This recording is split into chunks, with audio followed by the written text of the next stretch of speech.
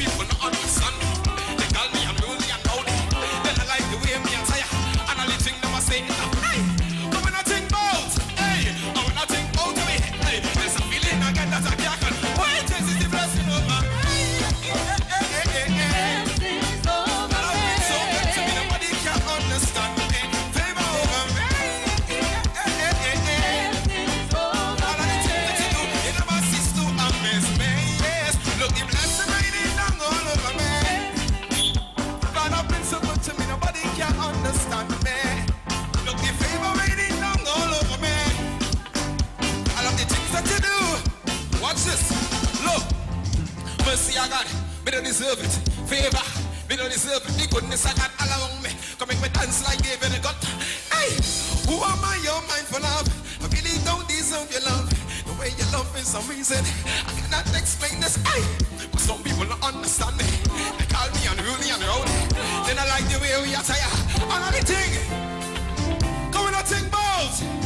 And when I think about how you raise me, there's a feeling again that I can't con. Wait it, it's the blessing of God.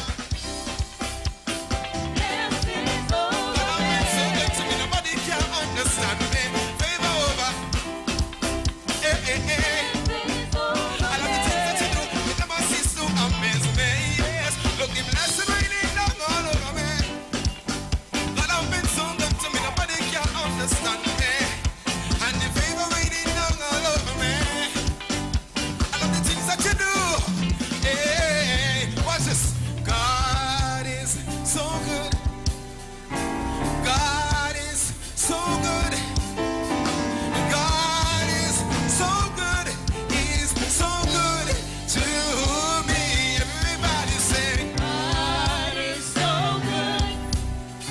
God is so good. hey, God he's so good. He's so good to. One more time, help me sing, God. is so good. If you know God's been good, God is so good. if you know that God is so good, hey, one, two, what's we say? But some people don't understand me. They call me unruly and rowdy. They don't like the way we attire. But I listen to them I say. When I think about, hey, let's a feeling. What I say is the blessing over. Blessings over God have been so good to me, me. nobody can understand me. Favor over. Blessings over All of the things that you me. do, you never cease to amaze me. Yes, look, the blessing raining down all over me. God have been so good to me, nobody can understand. And the favor raining down all over me. Hey, I love the things that you do. Look. What is Apex?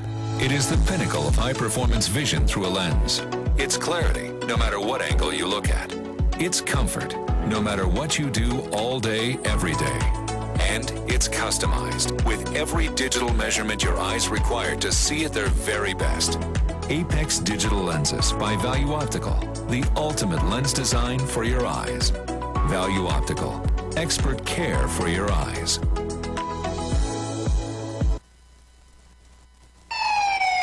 Police, good day. Officer Best Price here. Johnny Q Auto Parts Division. Yes, sir. I'm here to investigate an assault on batteries. Excuse me, sir? Is it true you have batteries selling for $488? Yes. Power Master, Optima, Vata, and Megastar batteries. So I could buy a battery for $488? Yes, sir. For cars, trucks, and boats. Backed and distributed by Massey Automotive. Which part? Right here at Johnny Q Hardware and Auto Parts Division, 15 Arabita Avenue, Woodbrook. And our new Johnny Q Superstore, located at Lowlands Mall off Claude Noel Highway in Tobago. You could call 60 Tools. Alright, thanks boss.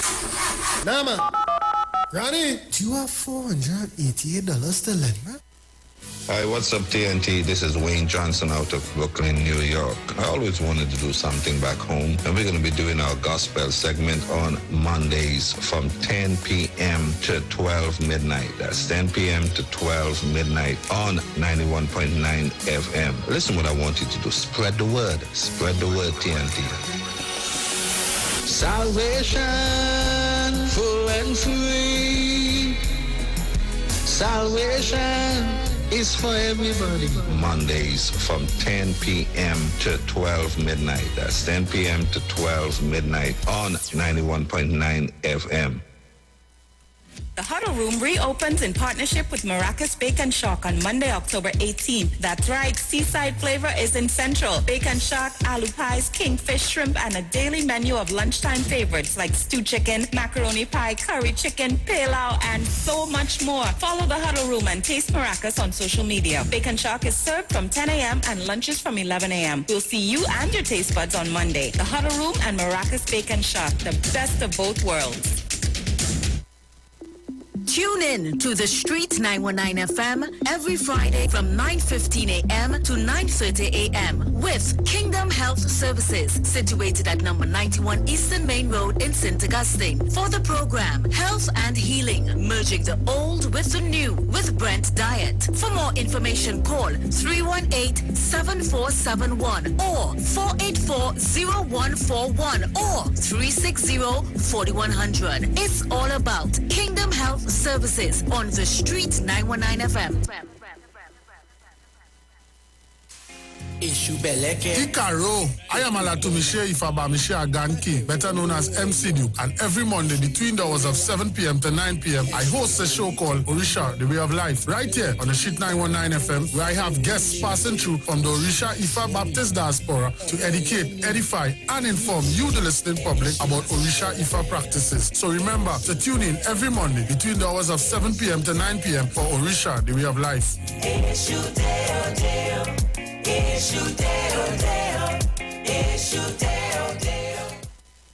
Pastor Hannah A. Pabu of Holy Spirit Ministries will be live on The Street 919 FM every first and third Wednesday from 11:15 a.m. to 11:45 a.m. In the scripture, Matthew 19 verse 26, the Bible says, "But Jesus looked at them and said to them, with men this is impossible, but with God all things are possible." Pastor Hannah is here to motivate you, challenge you, encourage you to walk in your purpose and destiny God has for you. For prayer and counseling, call Pastor Hannah at 728-5197. He heals me when I'm broken. Strength where I've been weak. Forever he'll reign. This is Bishop Aaron Williams from the Divine Problem Solving International Ministries, inviting you to be part of our broadcast on any given Thursday night from 12 midnight right on to 5 a.m. on Friday morning. And this broadcast is called Early Morning Gospel Market Program. Then we have on Tuesday from 12 noon to 1 p.m. the Holy Ghost Gospel Pharmacy. If you are sick and ailing, you can get from this particular pharmacy, from the pharmacist, the good things of life. Hallelujah. And any Saturday from 10 a.m. to 12 noon, break into the house of the Philistines. Hallelujah. If you are sick and tired of being sick and tired, hearing the babel of false doctrines that you encounter daily, it's about time you get close to God, God's word, direct from his throne room, in the name of Jesus. God has good plans for his people. Why do you worry so much?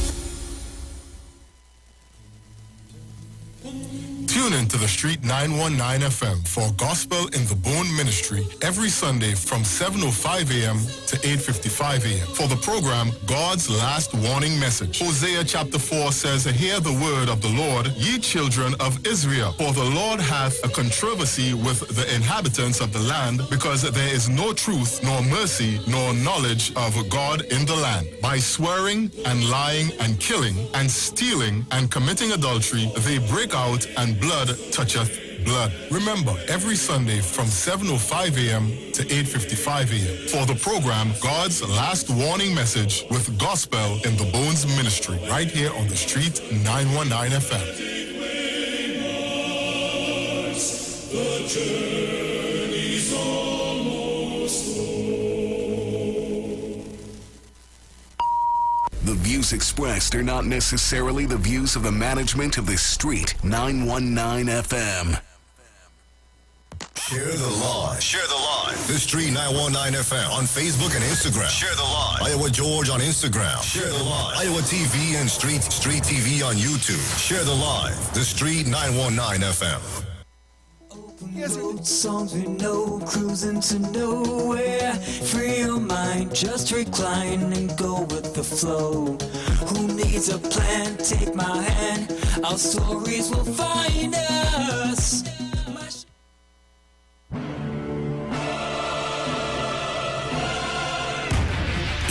This is your boy Ziggy Rankin, and right now you're listening to the Titans of Democracy. You don't know. Real talk.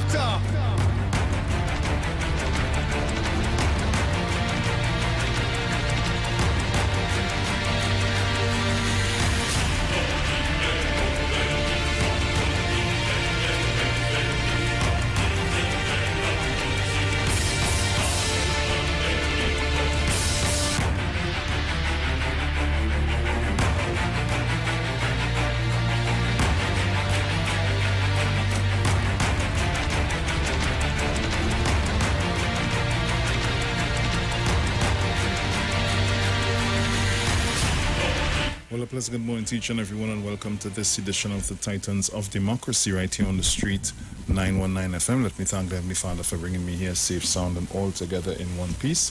A pleasant good morning going out to my entire family. Good morning to Ms. Sharon Felix and Mr. Dominic Romain and their entire families. Good morning to you, all our callers, all of our listeners, to all of our viewers online. For those of you that are always locked on via whatever mechanism that you are, it's always good to have you guys on the inside with us. We say pleasant good morning going out to the management and staff of the street 919 FM. Good morning to Mr. Iwer George and his entire family. Pleasant good morning to my friends and family in Tobago. Trying to get you guys locked on, so just bear with me a bit and we will be up and running. Sharo, morning to you, my dear. How are you doing this morning? Morning to everybody. Hope you're hearing me. Hardly hearing you. You're hardly hearing me? Right, so now hearing you good. I don't know what happened there. Let me say good morning to all our listeners and viewers, and good morning to everybody. Thanking the Lord for waking this morning. Good morning to my family. Trinidad and Tobago, it's Monday morning, 6:16 a.m. Today is the 25th of October 2021. All ready.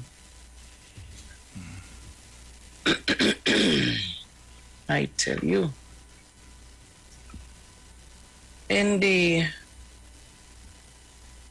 Express making news today, headline says, I want to hear my baby's voice. Mom pleads for help. 0.8 million needed for surgery to correct daughter's hearing loss.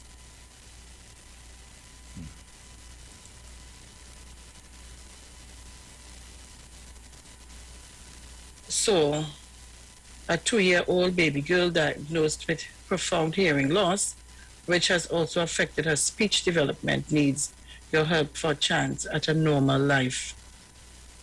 Trinidad and Tobago. School bell rings for Forms 4 to 6.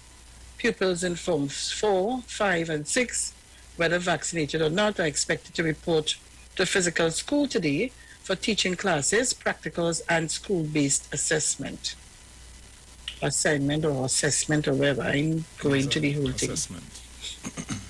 Assessment. The locust nightmare in Princestown. The people of Princestown have been living in a horror movie for the past 2 weeks. The Maruga locusts have swamped by millions, munching true fruit trees and ornamental plants, and threatening to destroy acres of crops in surrounding farmlands. State may have to pay millions to beaten prisoners. The state may have to spend millions of dollars to compensate a group of prisoners who were beaten by prison and police officers during a riot at the Golden Grove prison. Big increase in police contract payouts from 2016 to 2022. Spending by the Trinidad and Tobago Police Service on contracts, fees, and development programs for the period 2016 to 2022 shows a significant increase during the past 3 years. Contract employment in 2016 stood at 1,658,925. In 2017, it was 57. Is it 57,000? 57 million. Oh, God. I say that now. I'm trying to be the devil's advocate this morning because I can't believe that. And 2018 saw a dip by 3 million to 54 million. Plus, residents gave 14-day ultimatum. 14 days, that is the length of time residents of San Francisco Pinal are given the government to respond to their cries for better roads, pipe-borne water, and for dealing with flooding. Or the state will face major protest actions. Really? Where were all these residents when the UNC was in office from 2010 to 15? They didn't protest and make no bacchanal. Pinal was the MP for Pinal. I don't know. Millions and millions and millions and millions and billions and millions of dollars. They do all kind of thing. Trinidad and Tobago. NGC was doing basketball courts. Up to now, we can't see some of the courts that was done. That's what they say. Why wasn't some of that money transferred into these areas to fix? Like to tell all how they love all and all they continue voting for them. But you hear the other side coming to say the same thing. Well, they're good. The residents staged a placard protest at Pluck Road yesterday, calling on Minister of Works and Transport, Ruan Sidanan, to commence work on a landslide they saw or say is threatening their homes and livelihoods. A close to a painful period in Trinidad and Tobago's history, even though he was one of the hostage held and beaten during the attempted coup staged by Jamaat al-Muslimin in July 1990, former Minister Selby Wilson says he takes no pleasure in Jamaat leader Yassim Abubakar's death. Prison officers held for contraband and bulletproof vests. COVID-19 vaccination falls dangerously. Hines to spend a week in U.S. to witness change of command ceremony. Thieves strike at Sealot's pump house. Charged with raping woman after giving her alcohol. Gary responds to report of 90 guns being taken from commissioner's resident. Or residents. 90 guns?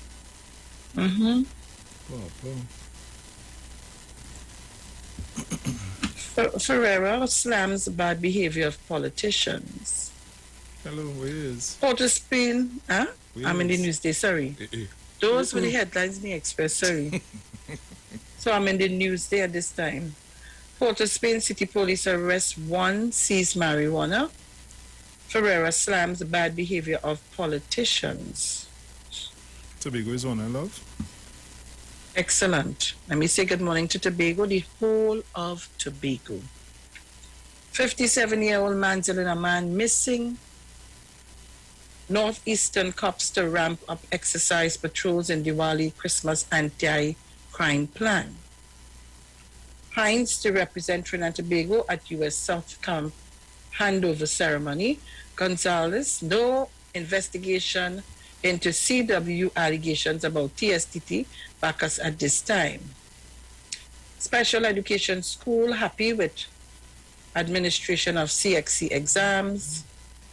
Robinson Regis warns of billions in, what is that? Biodiversity loss?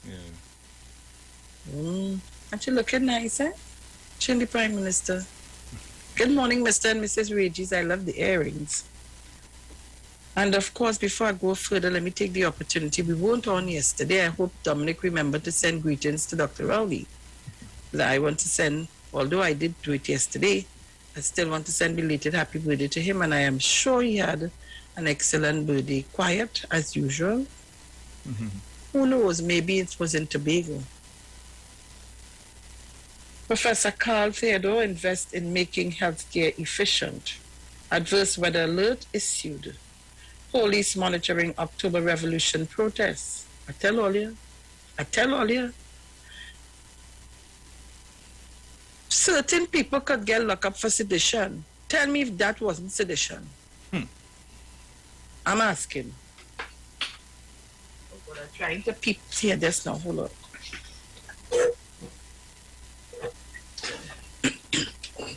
Tell me, Trinidad and Tobago, if that conversation that the opposition leader carried out in Parliament or in her press conference or whichever one, if that wasn't sedition. So October Revolution protests. October Revolution begins, UNC Leeds Road protests. Anyhow, Pandey on former U.S. Secretary of State, Powell loved Scotch and coconut water, Sparrow. What is this here now? He loved what? You like to listen to Sparrow?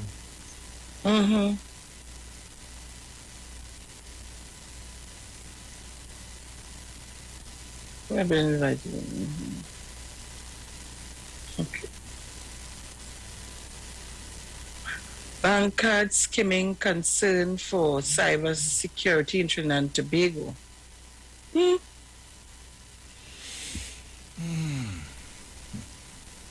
But you, the current security lapse left unchecked by inquiry into 1990 attempted coup. Prime Minister celebrates his 72nd birthday. That was yesterday. Fuad Abubakar, new Jamaat leader, can be selected soon. UNC MP accuses PNM of geographic discrimination. D.L. Singh appeals again for students' vaccination. Abdul Richards, ICU, COVID-19 cases rising daily. Principals separate mixed classes from Forms 4, 6 students. Griffith blames rogue officers for false gun raid report. Okay, and those are the stories in the Newsday and the Guardian. Headlines in the Guardian: 2,800 cops in limbo. I hope this do play 36 like the other day. Nice, one in quick. Right, so 2,800 officers can't be promoted due to absence of Commissioner of Police. Police Social and Welfare Association President Inspector Gideon Dixon, says the absence of a substantive police commissioner has left the careers of almost 2,800 police officers in limbo. Yeah, but for how long? You're making it sound like there's something indefinite. I didn't understand them, Drafter on UNC motion incompetence, says Prime Minister Rowley. Hussain slams Prime Minister for childish behavior on defeated motion. Oh boy. UNC fires back at independent senators. 6 more COVID-19 deaths. Principals urged not to segregate unvaccinated students. Man killed minutes before curfew. Locusts make Princestown residents' lives miserable. Fire leaves family of 4 homeless. Woman loses roof to strong winds. 1,800 child sex abuse reports logged in 21 months. Scrap iron dealers to hold motorcade for change. Chandler granted $1 million in bail. Jamaat to meet next week on its future. UTT staff worried about late salary payments.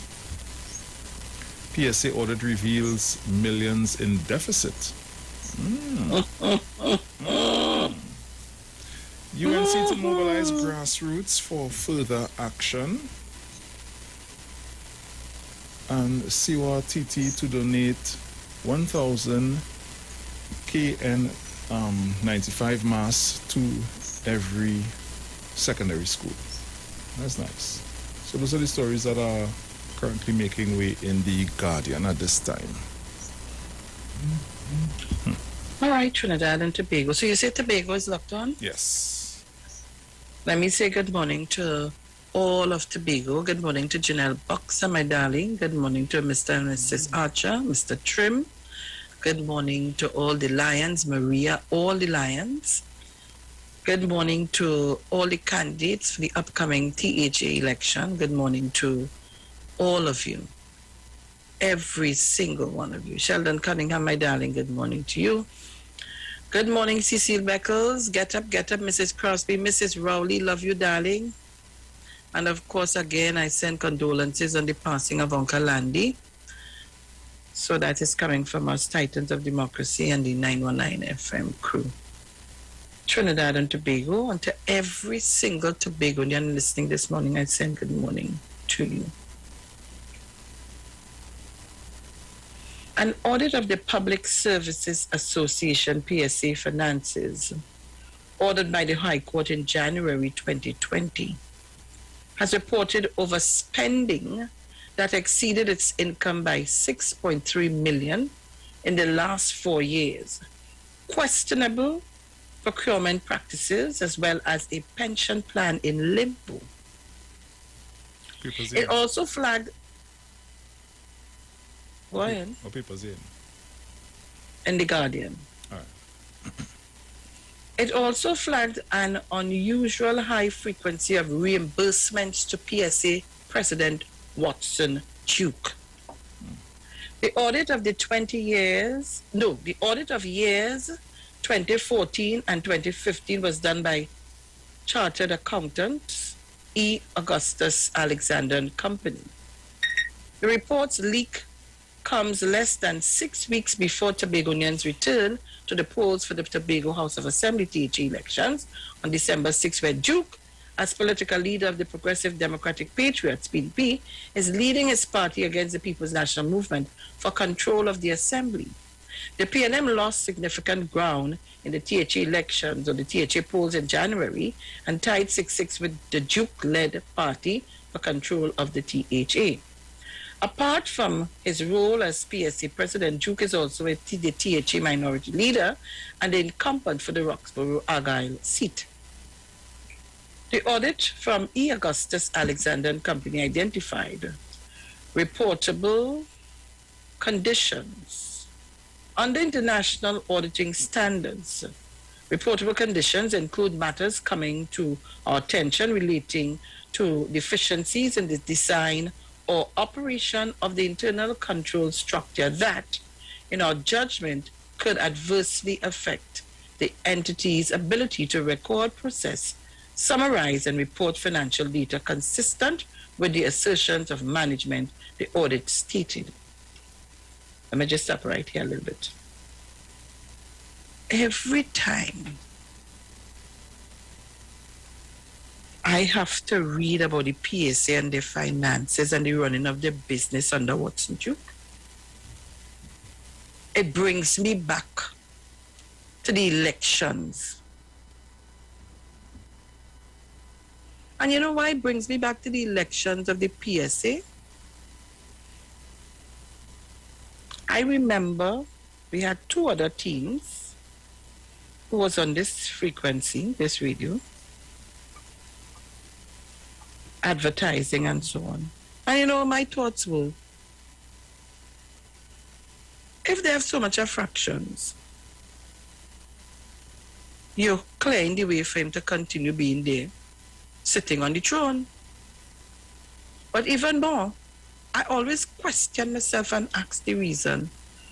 Where did he win the election? Was it Wassa? Just a question I'm asking. And you know, it goes back to me asking another question. Is it why so many persons were placed into Wassa under employment? Just asking. So that the numbers would be good to make sure that he wins the election. I'm just asking a question this morning. Moving along,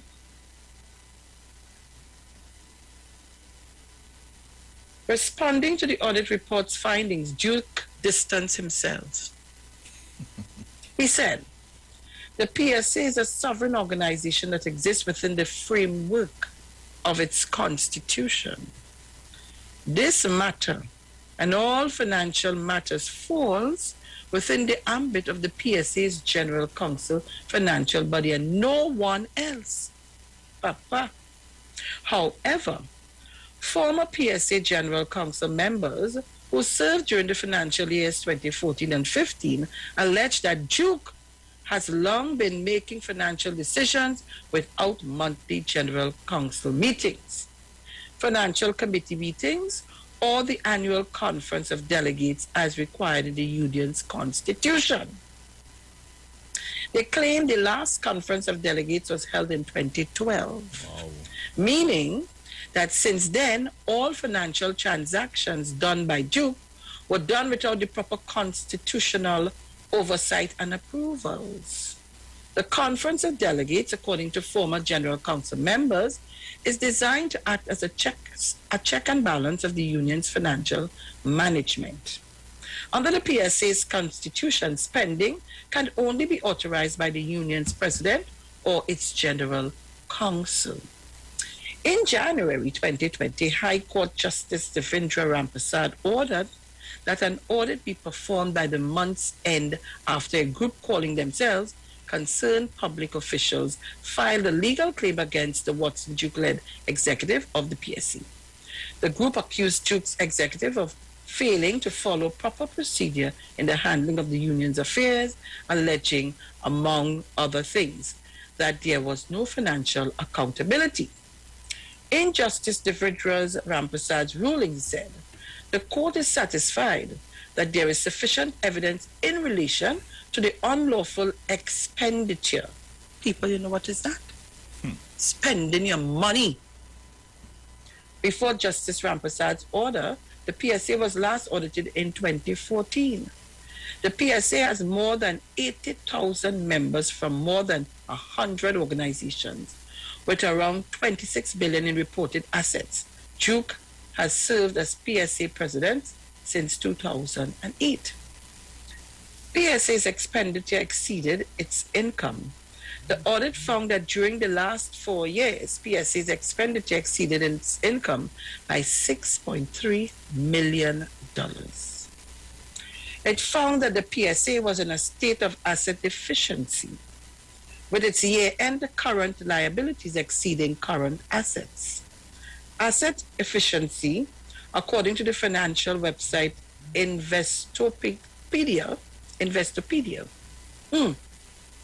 suggests the company is in financial distress and may default on its obligations to creditors and possibly head to bankruptcy.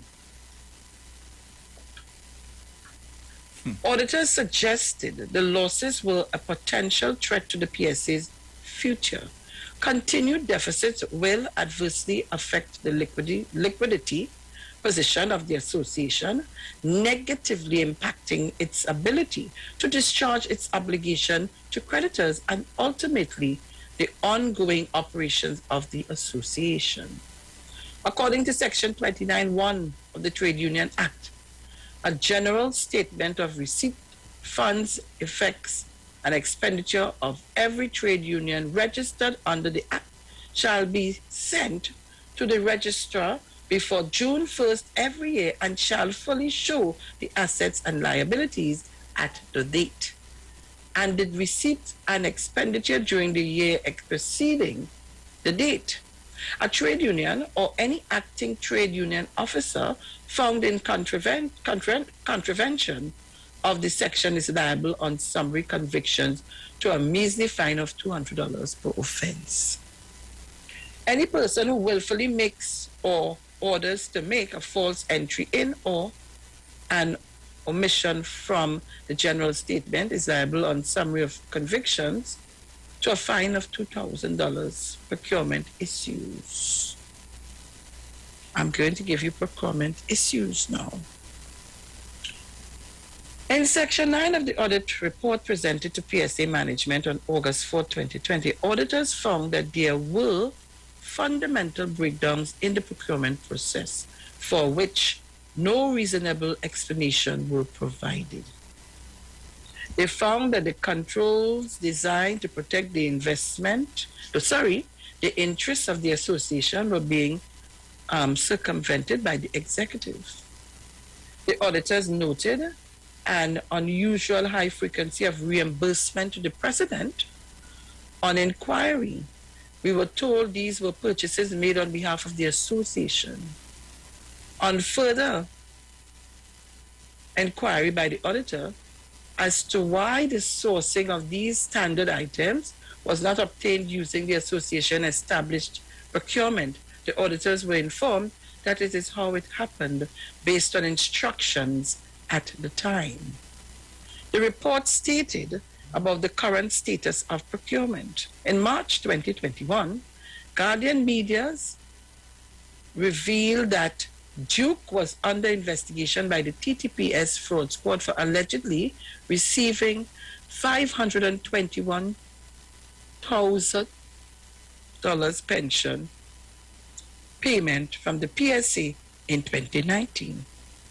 Duke allegedly received payment in 3 tranches between September and November 2019 after promising to resign as the union's president. In September 2019, Duke declared during a press conference that he was stepping down. Instead, Duke contested and won the PSA presidential election in December 2020. I want you all to understand that. So wait, let me stop there. So Tobagonians, PDP is in the race for elections.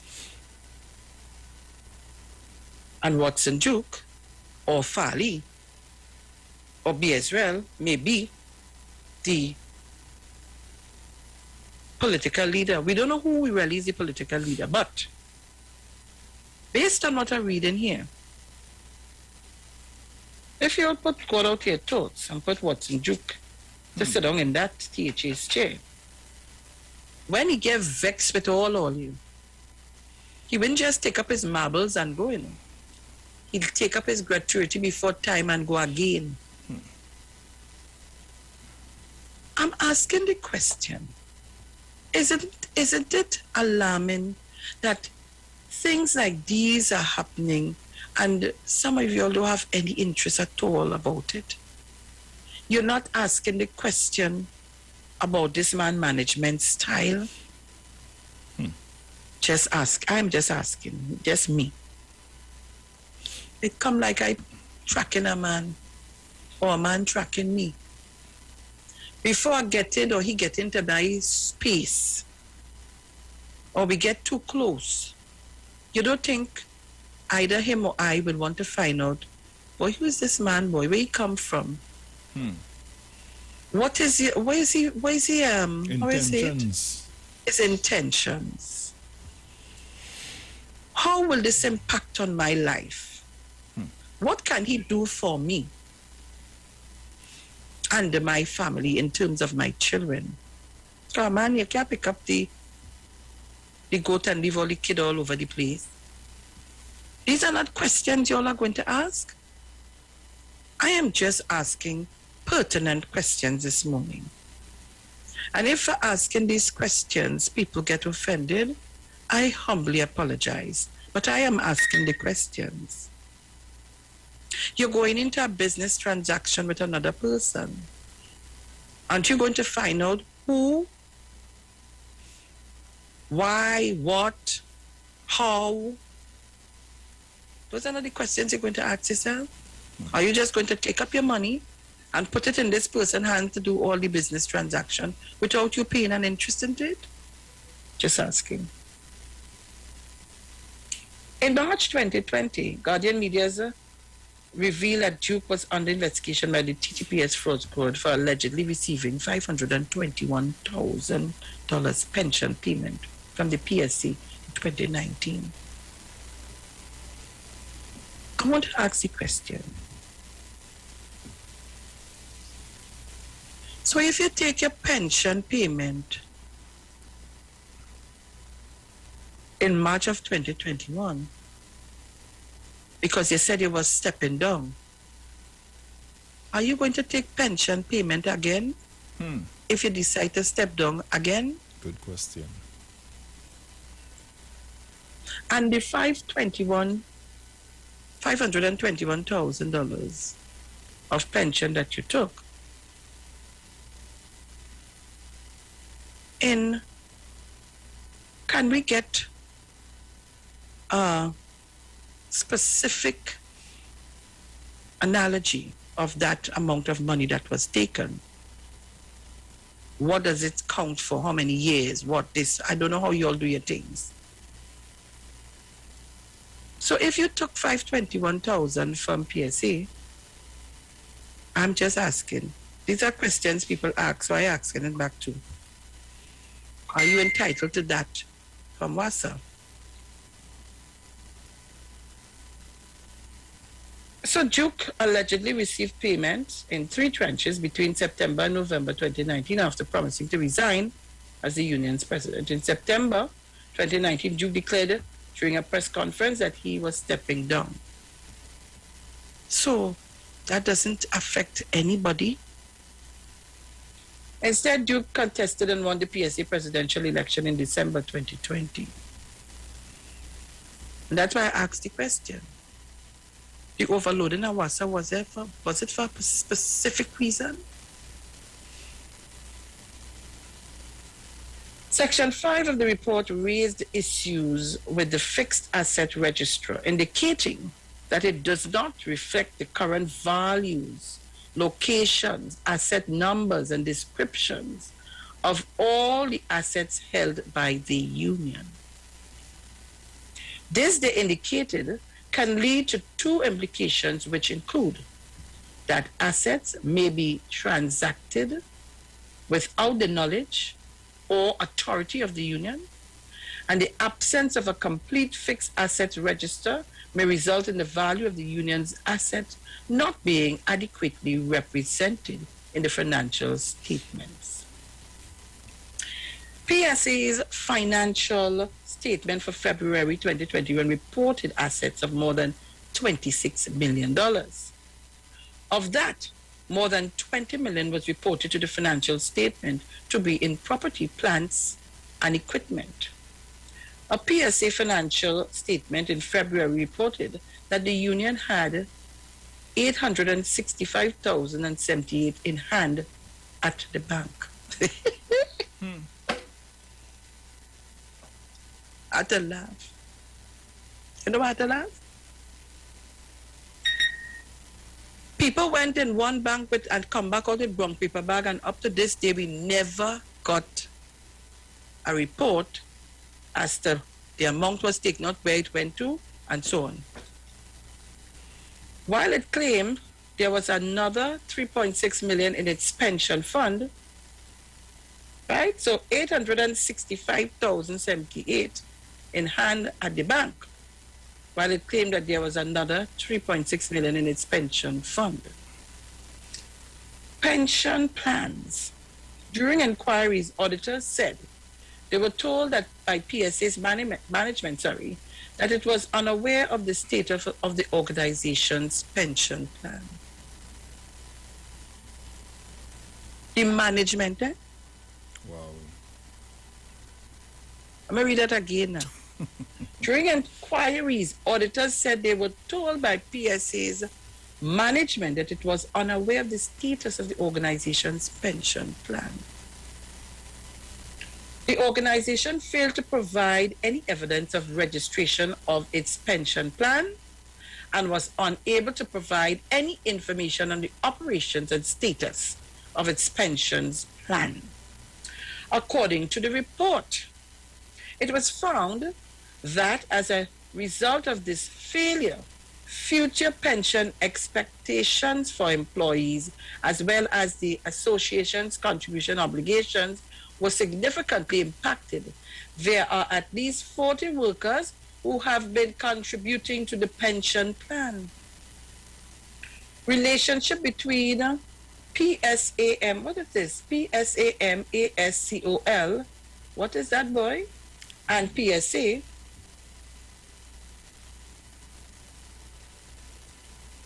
What is that? What is the abbreviation for that? I mean, what abbreviation that stands for, sorry? Find out. While the PSA's assets were found... The assets of PSA Where? Management and Services Oh, Company right. Okay, good. And now seaters are coming down. While the PSA's assets were found to be valued at around 26 million, the assets of PSA Management and Services Company Limited are worth more than 100 million, according to the auditors. Going to read it again. While the PSA's assets were found to be valued at around $26 million, the assets of PSA Management and Services Company Limited are worth more than $100 million, according to the auditors. Formed under former PSA President Jennifer Baptiste Primus, that is the PSA Management and Services Company Limited, was created by the PSA to conduct commercial real estate business on behalf of the union. A union is barred in the Constitution from conducting commercial business as an entity. In 2013, according to media reports, the PSA through the Management Services Company leased 3.1 hectares of land in St. James, formerly called PSA Grounds, to DTL property developers. In the agreement, PSA was supposed to receive $45 million upon the completion of a housing development. The project was never completed and has been subject to legal claims, with clients taking the developers' TDL property to court. So, with the Management Services Company remaining active, auditors expressed concern that there is no defined relationship between the company and PSA. Auditors found that the company entered into agreements with third parties on behalf of PSA to develop PSA leased land and other real estate ventures. Currently, these real estate developments amount to over $100 million, approximately 5 times the total assets of the PSA, are over budget and years late on completion. Delivery times are occurring in a period of deflating real estate prices and are subject of legal action by property purchasers for breach of contract by the property developers.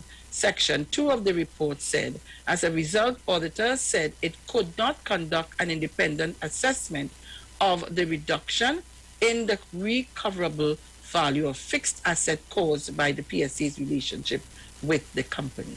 We have a few seconds again. Membership, how much seconds?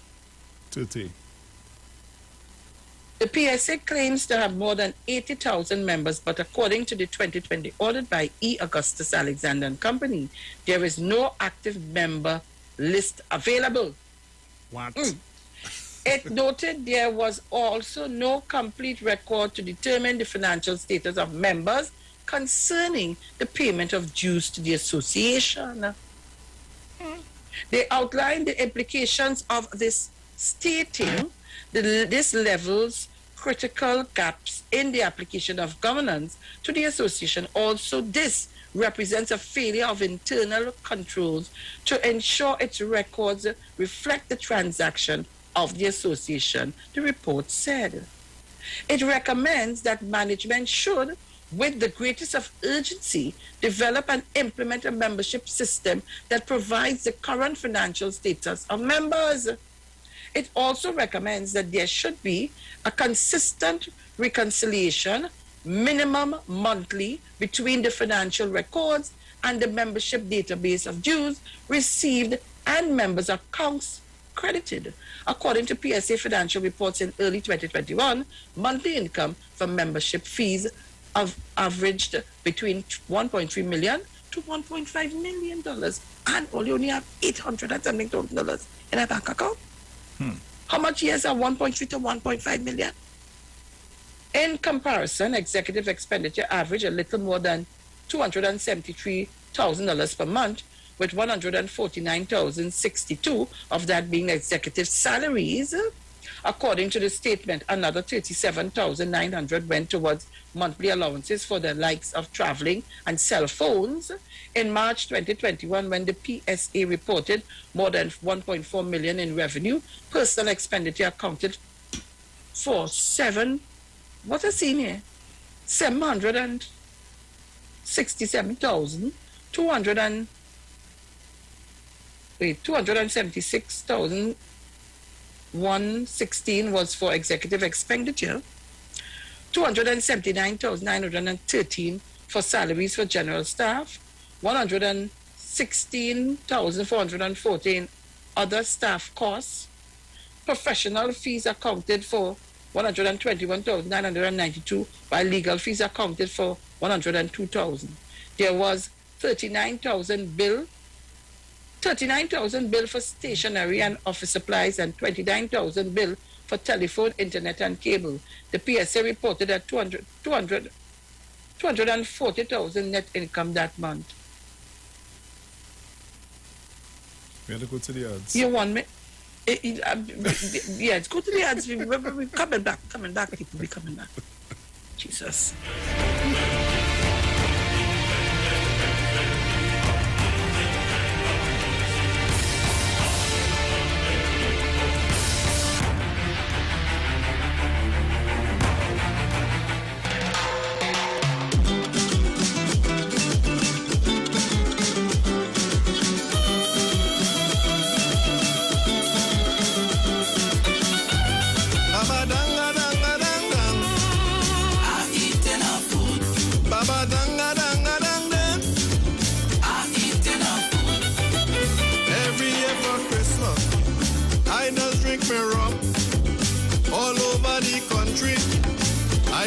Fun.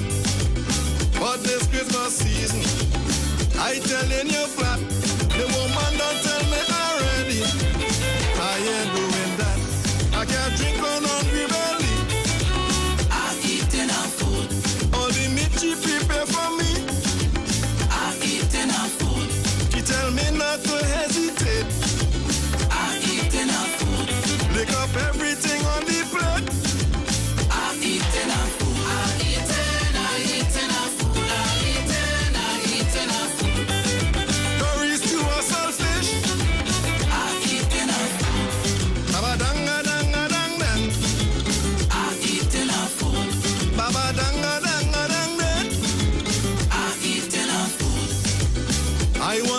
Sober, so I keep eating. When I drink in the liquor, strong wine and punching. Everything she put on the table, I eat till my belly swell. The ham and the pastel, I eat it as well. I can't drink on hungry belly. I'm eating her food. All the food she prepare for me. I'm eating her food. She tell me not to hesitate. I'm eating her food. Eat up everything on the plate.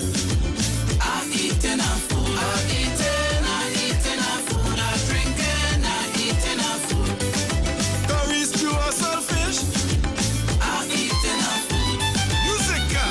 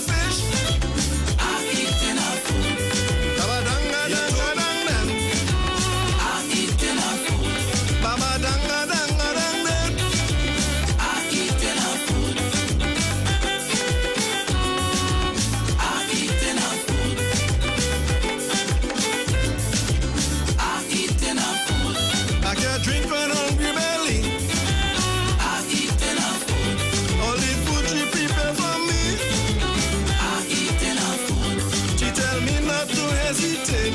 I eat enough food. Eat up everything on the plate. I eat enough food. I eat it. I eat it. I eat enough food. I eat it. I eat it. I eat enough food. Curry stew or saltfish. I eat enough food. Baba danga danga dang dang. I eat enough food. Baba danga danga dang dang. I eat enough food. I eat enough food. I eat enough food.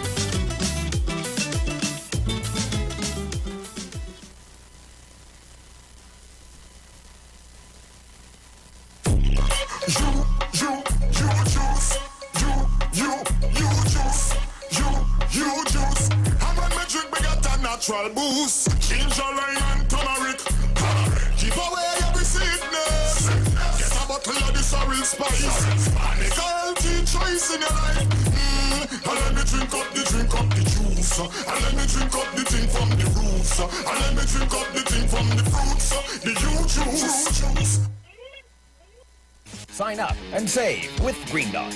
When you subscribe to any of our broadband packages, you get 30% off the installation fee, allowing you to stream your favorite shows on any of your devices. Update your social media accounts and connect with friends and family. Stay on top of the class with online learning sessions. Or keep your team in the loop with virtual meetings, all at an affordable price. This is a limited time offer, so don't wait. Call 224-GDOT today to sign up and save with Green Dot, improving and simplifying lives. It's here again. Al Edwin Wedding and Events presents the Al Edwin Caribbean Wedding and Event Exposition 2021. The virtual experience, October 30th to October 31st, from 11 a.m. to 6 p.m. At the Al Edwin's Virtual Ballroom. aledwin.co. Register now. To qualify for giveaways, coupons, and vacation packages. Tickets are $60. Available at all Zena's jewelry locations. King Lounge, Barber Spa, Omero Plaza, Omero Road Arima. Al Edwin Wedding and Events, located at Center of Excellence. The excitement, exhibitors, fashion shows, and giveaways are too great to miss. Turn your lights down low and listen to the Master's Radio. The Church of the Firstborn Assembly of number 399 Eastern Main Road, Waiko Sangre Grande, is pleased to present Pastors Morris and Agnes Johnson and guest. Sundays, Tuesdays, and Friday night, Sunday Ministry of Worship, Children Hour, and the Word from 1 p.m. to 6 p.m. Tuesdays, see Jesus in every book of the Bible from Genesis to Revelation from 9 p.m. and Friday night, 9 p.m. to 5 a.m. All night prayer for our nation. Tell your neighbors, tell your friends, tell everyone. For further information, visit with us at www.churchofthefirstbornassembly.org or on Facebook. Email us at church668hope@gmail.com or call us at 753-1113 or 236-7271. Your free gifts and offerings will be greatly appreciated at Church of the Firstborn Assembly, account number 795222 at the First Citizens Bank. Get in touch with God. Turn your radio on. Hi, this is Nicole Huggins. Join me every Monday morning on the Street 919 FM from 9:05 a.m. to 9:55 a.m. Let's talk about lifestyle diseases that affects you today and how we can improve your health with healthy solutions. Call Health and Well Lifestyle with Nicole Huggins at 1-868-288-1108 or 1-868-275-8359. See you there. Len Capital Certificates is a business consultant company that provides a passive income service. Through our partnership perquisites, we allow customers the possibility to earn interest monthly or yearly by purchasing one of our precious gem packages. These precious gem packages are exclusively available only at Len Capital. These precious gem packages are Opal, Emerald, Ruby, Sapphire, and Diamond. So, call us today at 376-LEN or 376-5366 for more information. And remember, at Len Capital, it's all about you. Share the live. Share the live. The Street 919 FM on Facebook and Instagram. Share the live. Iowa George on Instagram. Share the live. Iowa TV and Street TV on YouTube. Share the live. The Street 919 FM. Yo, this is your boy Ziggy Rankin, and right now you're listening to the Titans of Democracy. You don't know. Real talk.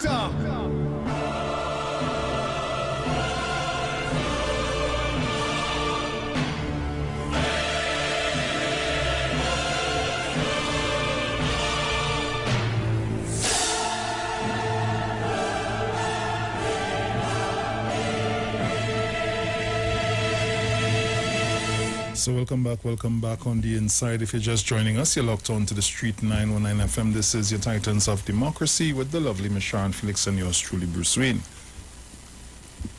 Woman, I sent you a message on your phone. Because I was looking at I see the message coming, and I was looking at something. Ay. Where's that?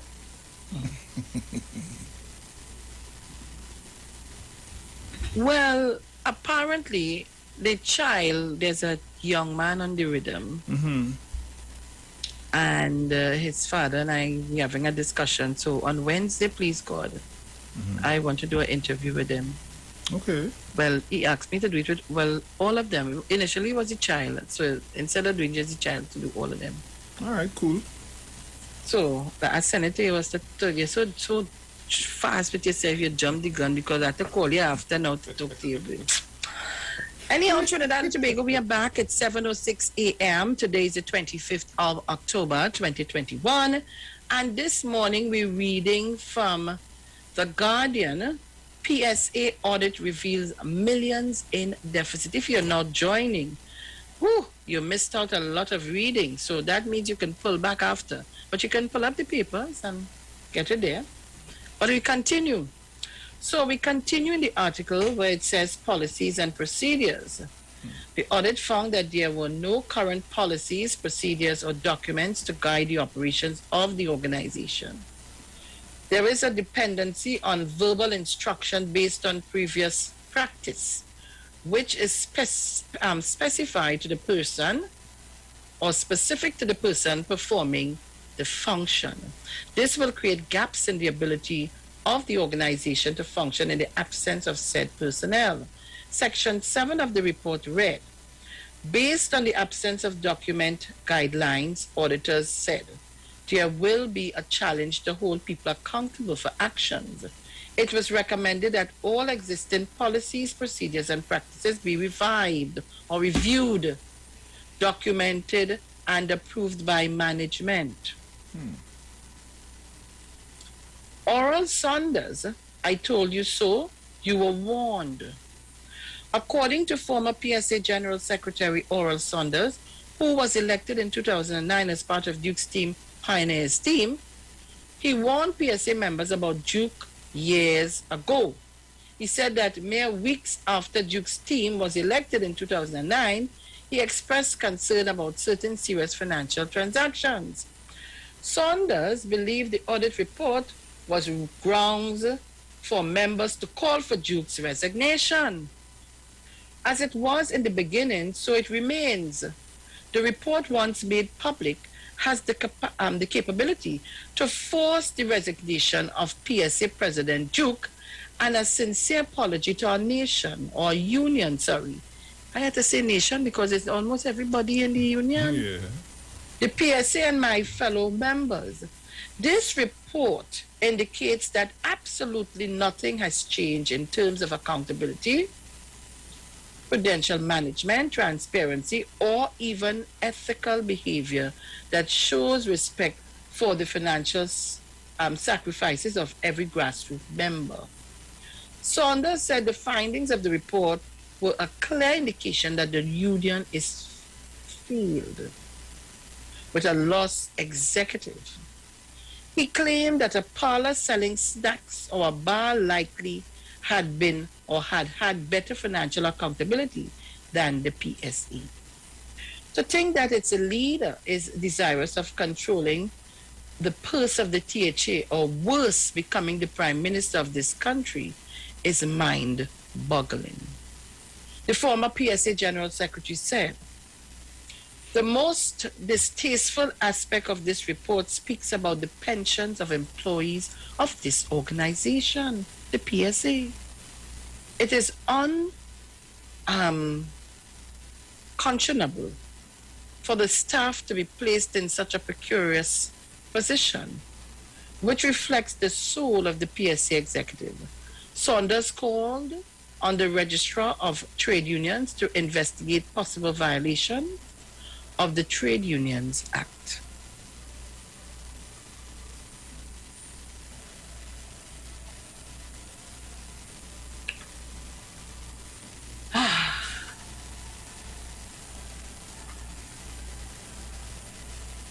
Trinidad, Tobago.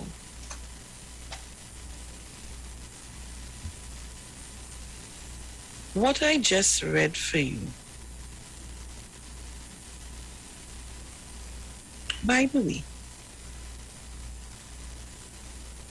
let me hush my mouth today. I want to hear from the callers what I just read.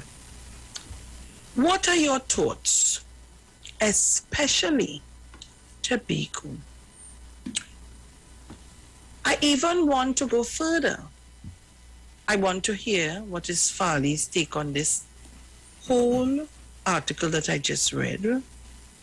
Is it Israel and all of the members or the candidates, if there are any yet? But I'll take the previous 6 candidates that we have right now, the ones who were elected. What about Pastor Baines and so on? What are your thoughts on the article that I read? What you thought about what the Auditor General had to say? Trinidad and Tobago PSA members who pay their dues on a monthly basis, religiously. What are your thoughts? I could be asking for me, I could be asking for a friend. But what are your thoughts? 3070930, 3070930, 475-7426, 475-7426. Bruce? 342-0081 and 466-5391.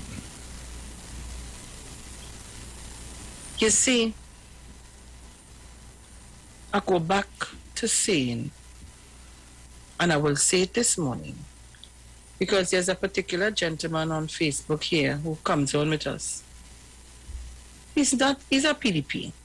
No, I have no problem with that. You're entitled to your views and it's your democratic right to do whatever you want. And we can be friends, and he's very respectful. I must say that.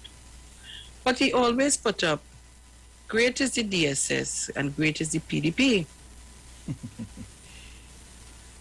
And I wanted to ask him, that I'm looking for him now, I wanted to ask him, what is the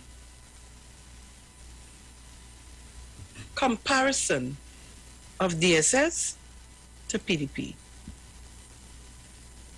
If you could tell me, I'd be very happy.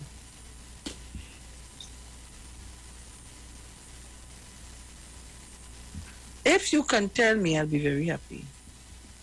I'm waiting on you all to call me. They already have the 15. Would you so be kind to, if you all could send me the listing of the 15 persons they already have?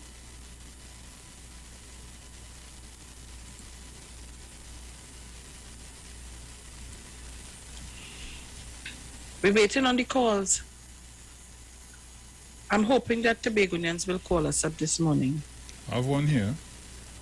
Take it. Caller, good morning. Good morning, Bruce. Good morning, Sharon. Morning.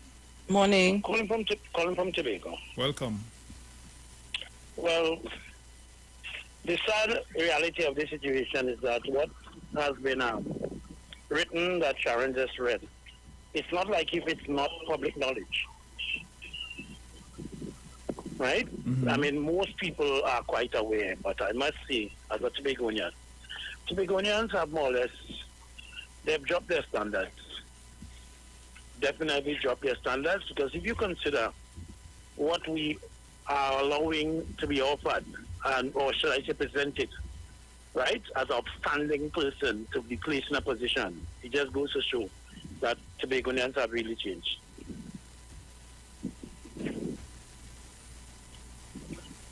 Thank you very much. I have one Thank here. you. Yeah, go Mount ahead. St. George, good morning. Hello. Good morning, Mount St. George. I'm hearing you very, very low. I don't know what's going on, but... Yeah, but I listen clear, I will listen carefully so I hear what you're saying. Go ahead. You go ahead, too. You go ahead and make your comment. Yeah, hearing a little harder now. All right. I don't know. I know, Mr. What you can they have. I saw that the candidates on the Facebook. But what I want to call out to my PNM people, we have known our candidates for over a week now, and I'm not seeing anything positive on the ground as yet. I'm not seeing no posters. I'm not seeing no PNM flags and in the offices. Well, I call it offices in the villages where there are people, where you have your little booth where people will come by and make their contributions or do whatever, and where they have people working with the people on the ground. Okay. I'm not seeing that yet because my Mount St. George candidate is still way behind, and we have a very, very short time. Mount St. George? Yes, Michelle. I would call me off air and I would explain something to you, but let me just say, all right. Okay, PNM has a way that they organize. Right. All right, good. So let me cut off from that part. Right. Let me just say something here. I with the whole bacchanal, with the speaker last week, Tuesday, and Miss Kamala Bisa says, shame on you and those other MPs on your side. When Mr. Nizam Mohammed, a former speaker, came, I listened to him clearly. And he even called on the Prime Minister, Dr. Oli, happy belated birthday to you, my Prime Minister. I wish you, yesterday I have asked my church and my pastor to pray for you. I recognize you, and my pastor said, how could we not remember our Prime Minister's birthday, to pray for you that you continue to be what you are, and do the best for Trinidad and Tobago. And let me get back to Mr. Mohammed, saying that he want to even have a discussion with the Prime Minister to see if there is some, rule or something that they could bring something against the opposition. As a former speaker, it is so bad. And Wade Mark, who was a former speaker, joined in the gang to behave in this manner. It is so ridiculous in our country, boy. And then you have Winford James and Ralph Marad supporting this. Mr. Marad, you remember in one of Mr. Manning's time in as Prime Minister, you had a problem with him because your sister, Uka Sipol, they had a problem with the government and they as the speaker. You remember that? And you took her side, and now it's a different thing with another speaker and he's talking rubbish. You all come on and get this country going in the right way and stop fooling people. Just let me say this again, Ms. Sharon, and get off the radio. Pinal people, I know Pinal long donkey years. My brother, one of my elder brother, was the person as the supervisor or the project manager for the Pinal Clark Road Junior Secondary School many, many years ago. I think was in the mid-70s. That was one of the first the first junior secondary school that was built. So Pinal not just come there last week. Mr. Pandey was in government. All the representative is the past Prime Minister, Ms. Kamala Bisesa. So it's now all you have no road and no water and all kind of thing. What she did for the 5 years she was there to Pinal. Come on, you all stop fooling people and making bacchanal. Yeah. Okay, thank you very much, Mount St. George. You have any there? No, sir. All right, guys. So the numbers here: 3070930 4757426, and I would not. While I read the article and we having discussions, I will not stop you from talking about the behavior in Parliament of the opposition. I will not stop you. I would want to hear from you also, Tobago, because I realized Tobago didn't get much say on that at the last occasion that I was on. So we continue to take your calls on 307-0930 475-7426. Caller, good morning. Morning, Sharon. Morning, Bruce. Morning. Morning. Sharon, that article you read there, you know, to some Tobagonians, that wouldn't make any difference because, as Watson said, people on his side, which is the east side, they don't read, they don't listen to news. So what you read there, half of them don't even know about that article. So they would still go out and put their vote for what and so. We, on the other side, have to probably spread the news somehow, somewhere. Because you know what he would come out and say? Rowley and them has to stinking PNM people. They're trying to attack me now. That is the first thing we come out and watch in the next couple of days.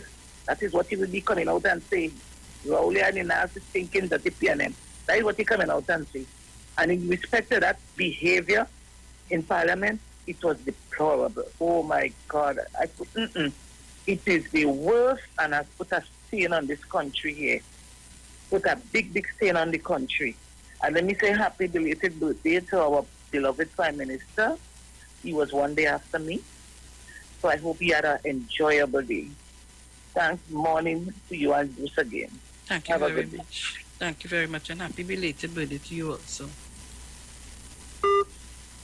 Take it if you have it, Bruce. Nothing yet. Guys, we're going out early this morning. Tobago. And here the excuse. They can't get in, they call in, and nobody not answering the phone. All locked on. I know for all sure phones are fired up and ready to blaze. So be waiting on your calls. If not, I want to hear some parang music, so I will go to that. I have one here. Caller, good morning. Mm-hmm. Good morning. Morning. Well, I am really appalled by that Guardian what Sharon wrote. I mean, it's what she read this morning. And if anybody with any little bit of moral values, what happened to the PFA members? What happened to them? What really going on with these people? Is it that our country has changed in such a way that moral and ethics and everything have been thrown out the window? To have a leader as Watson Duke, all of these allegations, all of them, and you have the Guardian printing something from the Auditor General. The Auditor General is not PNM.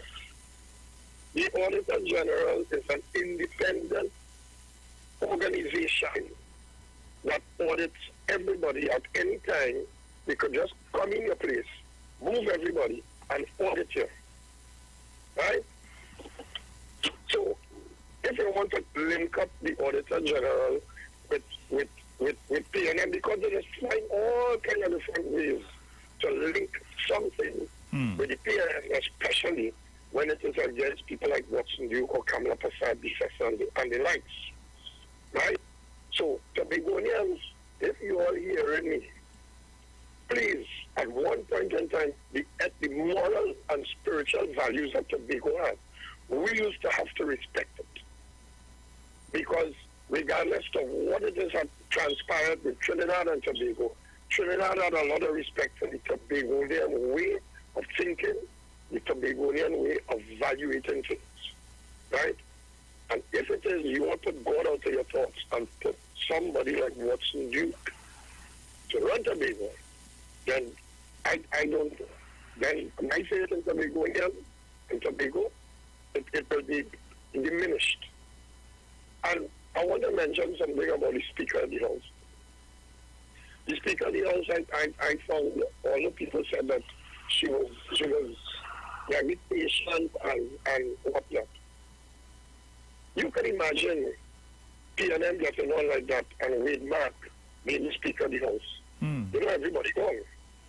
You know, that would have been mayhem. And Kadisha Amin, these people have no shame. You see shame? They have absolutely no shame to be getting on like that. They don't care about Trinidad and Tobago. All they care about is creating this fiasco for their sycophants, and I call them sycophants, because PNM has never won a seat in the ULF, UNC, a COP, wherever. They have never won a seat in the areas where the East Indians are mostly in control. PNM lose Pico Martin, East, West, and Central. PNM lose Laventille, and they just want to call PNM people sycophants, right? That kind of behavior that we saw in Parliament. Let's be mindful. We have other callers on the line. So my friend, we have other people on the line as well, so... Oh, yeah. According to Nizam Ahmed, find some way of putting these people under some legal banners. Thank you. Paula, good morning. Morning, Sharon. Morning. Sharon, morning. Good morning. Morning, madam. Anyhow, Sharon, I can't hear you, but I hope you're all hearing me. Sharon, with this article you read, so that means PSA must be dissolved. It has no PSA, no association again. I wonder how the members are dealing with that. Sharon, PSA is when right they here. think that they have an association, it seems as though they don't have any. Coming to the Thursday thing, what I am saying, I hear a woman talking about, the opposition, they ain't done really shouting at the speaker. She ain't done read the motion yet. We can't hear the motion and carrying on with the behavior. But what I'm saying, for the 8 lines where she writes as motion, maybe she thought she had more things to read, but there wasn't anything else.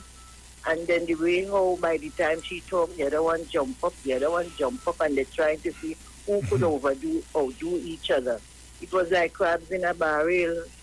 And the woman now after she has a press conference talking about Dr. Rowley, and he sit down there quietly and saying anything. Some to my own words then, so what I understood so much he was saying.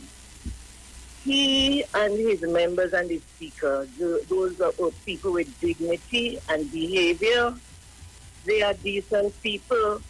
So he couldn't come down to rara and jagabat behavior. And I don't know why it is the parliament has to be used for this situation. I talk already about the placard. Who get letter from court and not get letter from court.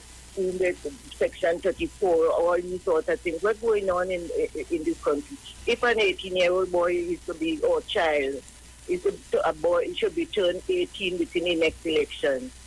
I would ask, I wonder, out of those two, who they would vote for.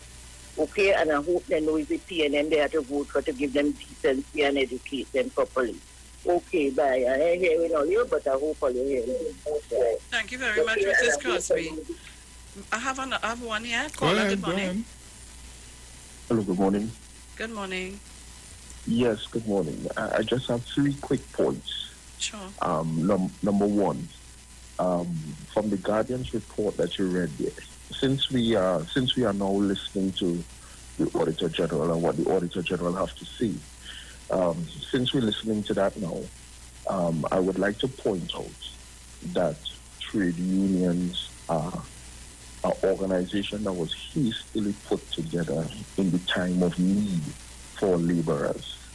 And there are a lot of trade unions right now that are going through a change in their policies and procedures and stuff because they are now getting their documents together, their institution documents together, aims and objectives and things like that.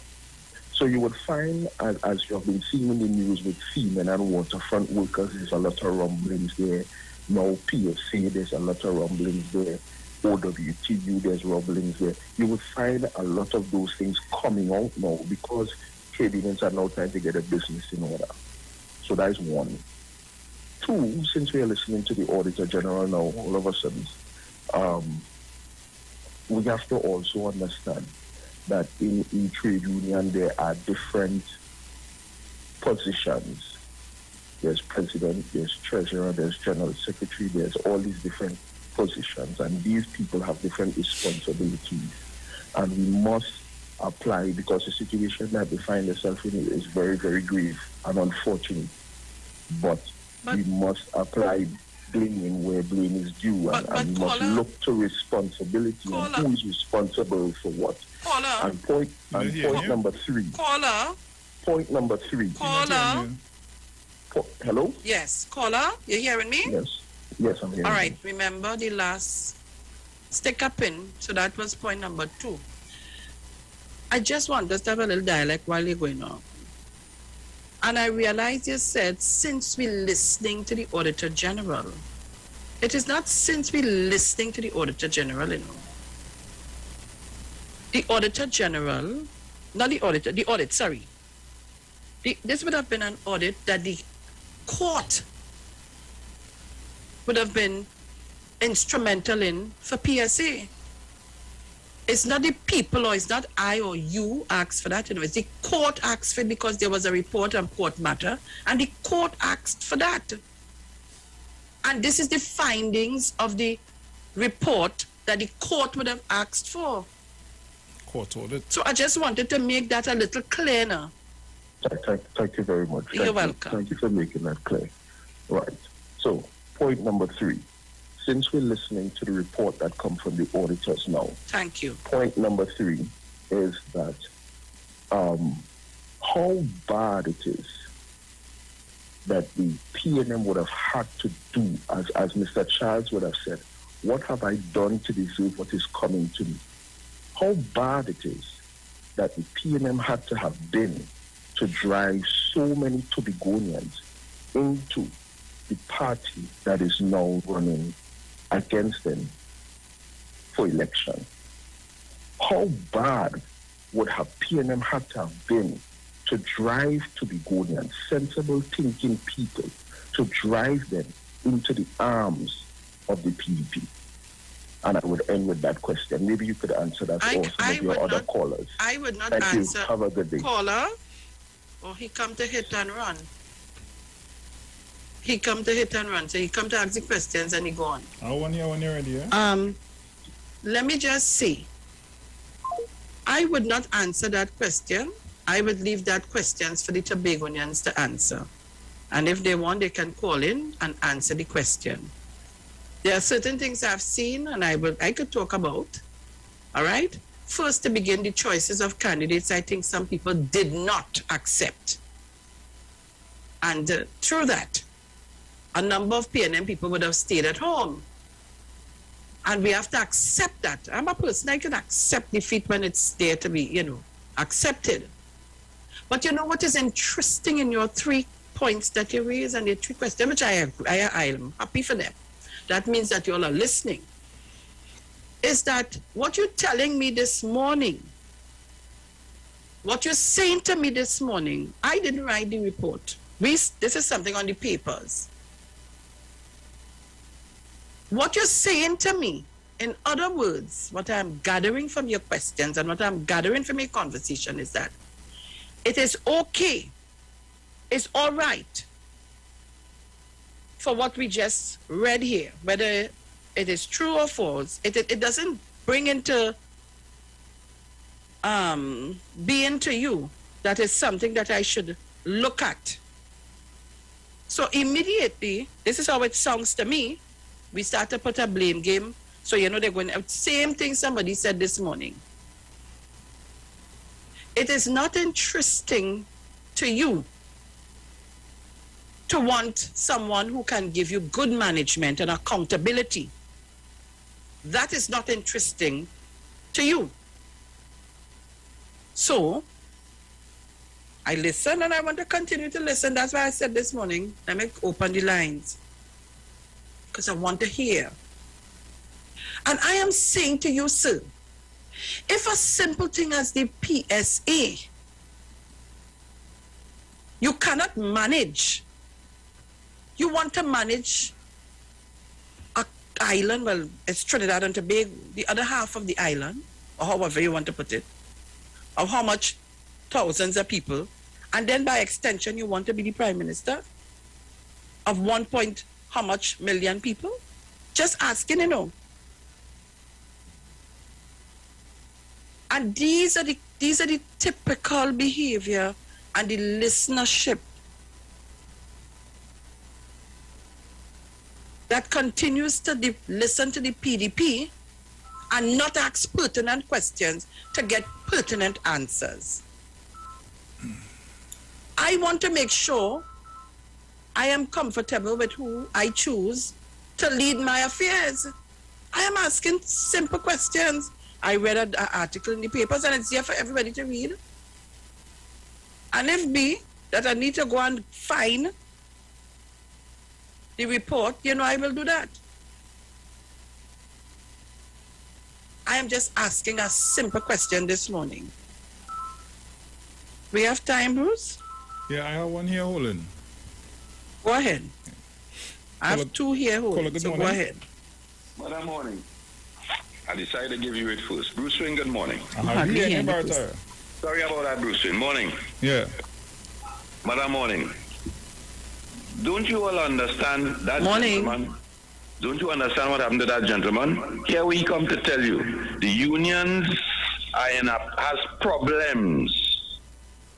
The union, so he put all this. See, when they talk, the UNC did this, but the PNM they do that, and they try to lump all together to justify what it is, the 6 point how much million that he overspent, 700 and something thousand from 1 point something. So he called to justify that, to tell you that the union's in a problem. But the union has a thing that he outlined called an accountant. So even though there might be a management problem, the accounting financial problem is a different issue. You can have a management problem and still have a financial problem, then nobody ain't doing the work. That's what you now telling me, and want to lump all the unions together. We are not done, Mr. Man. Go back and sleep with our garbage. So mother, don't take he on. He's insignificant. You know what is my problem this morning? I have a problem with what the man named Piper and all the two. I'm going to put it this way. The two duns they sent to me on a Saturday. Here when they come to tell me, they come to ask a question about what transpired in the parliament on Thursday. But the speaker is biased. If you come to ask a question and to tell the citizens that the speaker is biased, then how could you be neutral? Because you already have an assumption, already gave the listening public an assumption and a side to choose. Because if the speaker biased, that means that the speaker is not agreeing with what the opposition say. That was them two duns come to tell me on Saturday, They come for 1.4 million people to listen to them on this radio station. And a woman had to call to read the Constitution for them, and they still didn't understand the purpose of the lady calling to read the Constitution. Because if you had understand what was taking place, and let me tell him, since Tuesday or Wednesday, the Prime Minister said to us that there would be no debate because the Constitution states X, Y, Z. So if the opposition leader, the President went to tongue on Thursday and distributed to the Speaker, and the Speaker distributed to everybody in the Parliament, that is the only thing the opposition could come to say. The President went to tongue on Thursday. What I enjoy it. I want to know, I am putting up a protest for Saturday for those two duns. Enjoy, lady. I don't want to hear them again. Caller. Maria. Maria, morning. Morning, sweetie pie. Kindly Morning. check the phone. I sent something on your phone. Kindly check it. Thank you. Okay, good. Bye-bye. Mr. Archer, I saw you and you come off. So you can call me back if you want. But take it. Caller, good morning. Good morning. Morning. Yeah, so I'm getting to understand that the issue with the PSA luckily they were spending more than they actually have. Mm-hmm. Hello? Yeah, go ahead. Yeah, so what is the difference between that and the current government? What is that? As usual, hit and jab. What is the difference between that and the current government? Real good, yes. Lord Father. Real good. Caller, good morning. Sharon, a caller called in and talk about they now putting themselves, unions or putting themselves, whether it's to draft the regulations or what. But what I'm saying, I was in PSA with James Manswell. That is in the 60s, early 60s. What happened? PSA didn't have a regulatory procedure to take place with the union since then. So that them now coming to draft what? So may I know what you're talking about? Okay. Have another one? There's a trade union act. So he's trying to tell me the whole act is flawed. I ain't getting into that because I am not a part of the trade union. What happened in here? Go ahead. Caller, morning. Well, you want to know what's the difference between the union and the government and the expenditure? Well, here we're going on. The union does collect my union dues. The government does pay me that union dues. Done. You see, I just try to. Where you come? It's two different things. I leave it all to answer this one. I feel the answers I will give. The difference is I just contribute the same money that the government that you assume overspending towards Watson Duke, who overspending the same money that I now get. The state does give me groceries, market. What Watson Duke does give me? Watson Duke is supposed to go to make noise to ensure that I could make market and grocery. And he hasn't done that for how long? And that is the man that come out and take 5% and wine to decide that he jump on a plane and disappear for how many months? Leave it. Oh, you remember that? Leave it there, Barataria. Leave it there. Leave it there, Barataria. Leave it there. Caller, good morning. Caller, good morning. Yes, Sharon, morning. Yes. Sharon, that 521,000, that is not no alleged, you know. Remember when that issue first came up, Watson was denying it, and then for the last election, he came out and admitted, yes, he got the money and he used it in Magdalena and he bought clothes for his candidates and all the things. If you have the clipping, play back the clipping where you were denying that money and the next clipping where he admitted he got the money. So that is not no alleged. He got the money. I wonder where some of these dunces come out from when the morning come from under some rock or something to be calling in your program and talking a pack of crap. Sharon, have a blessed day, eh? Thank you very much. You see, some people feel that their little intellectual capacity is more than some of ours, so they can call to confuse you with words. But it all boils down to zero. If you'll allow them to continue to do it. I am asking the question, you know, and I will tell you, I'll say something to you, Barataria. There are some people who would not have a problem. Let me tell you, some of the conversation I had here, what they said, and when there was thieving, that what they say, we was getting this, that, and the other, so they don't have a problem with that. Yeah, they don't have a problem with that. You see, and to answer the man with the deficit with the government and wherever, the government is still doing things that are affording us a little better, trying to give us a better living condition. What is the PSA doing? We in a pandemic. I hear nobody say the PSA or any union make hampers and they help them to pay a debt, they help them to do something. You want to compare apples with lemons? Come on, man. I mean, we could oppose for opposing's sake. We could want to mash down for being, destructive. But do it with some sense now. Do it with a little sense so people could understand. And don't hit and run. All you must be man enough to call in and have a discussion where we could have a dialogue. So you come, you hit your thing and you run and you feel, oh God, you beat your chest up. Yeah, get through. And I just, you ain't get through because we're trying to talk. So I could understand where you're going and what you mean. Call us up. Call us up. The gentleman said they're now getting the act together, but you can read the audit report. It's by E. Augustus Alexander and Company. 1 year. Caller, good morning. Go ahead. Good morning, Bruce Wayne. Morning, my dear. How are you doing? Hi, dear. Morning, Sharon. Morning. Titan. Morning, darling. I'm calling to grab the birthday greetings. My grandchild's birthday was Saturday. Oh, God. And give me the birthday greetings quick. I had to start up a little timing for birthday greetings now. Okay? All right, darling. All right. Yeah, take care. Go ahead, Sharon. Only let's put this thing into, you see, after the 8 o'clock hour, we could call with anything after. But when we're dealing with the topic, let me finish deal with it now. It is kind of break the momentum. My point here is this morning.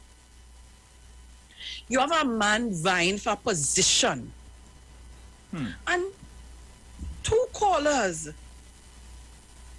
And that is some of the sentiment I'm hearing from people. They have no problem with these things. They have no problem with these things. And let me just say, in the government, all ministers, there's a time, remember when we had the budget reading the other day? And everybody have to come in and account for their ministry, why they want so and so, and all of that. Who are accounting to us for the PSA? Who are accounting to us? I kind of stayed away from going in Watson Duke space and so on. You realize I kind of stay away from that. But when something is there for you to have a discussion, don't come to me to tell me, in other words, we shouldn't discuss that because that is irrelevant. Look, you call me up at 3070930-4757-426. There's serious business here. Because you have this man vying for leadership to run an organization as big as the THA. And also too, given the chance, he want to be the prime minister or even the president of this country. Look, take the calls if you have it, please. One here. Caller, good morning.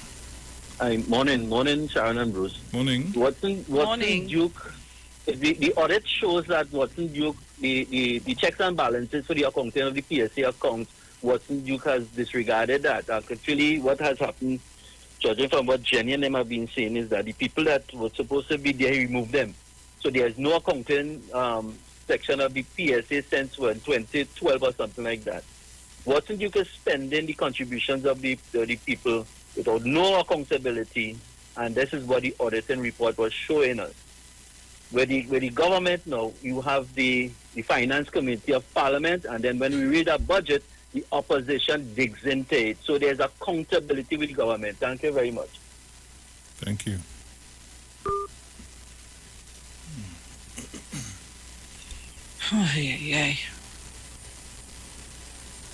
So, you know what I'm gathering from these 2 callers? So they have no problem with even the behavior of the opposition. None at all. They're quite comfortable and relaxed with that. We in trouble.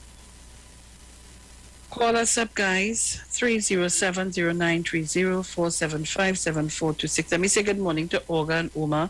Good morning to Mr. Braffett, my dog trainer. Good morning to Tall Man to Village, Deep South. I ain't you.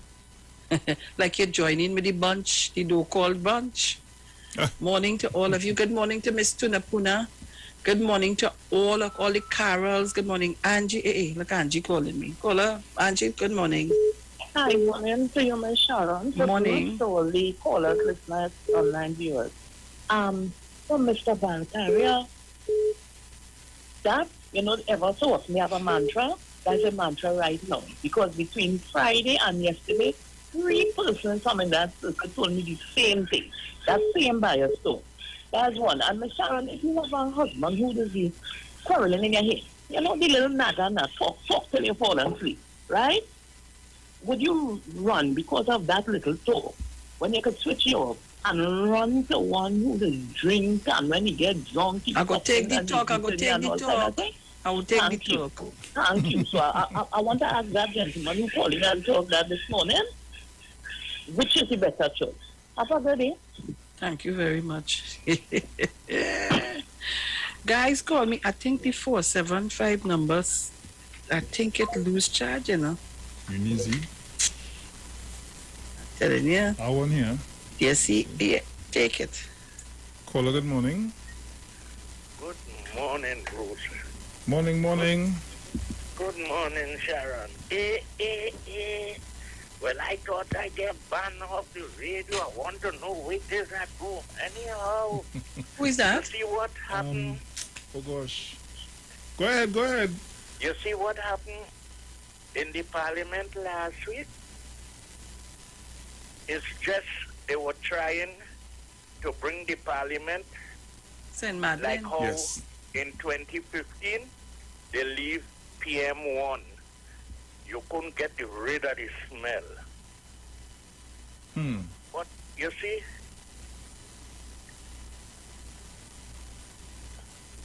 St. Madeleine, where?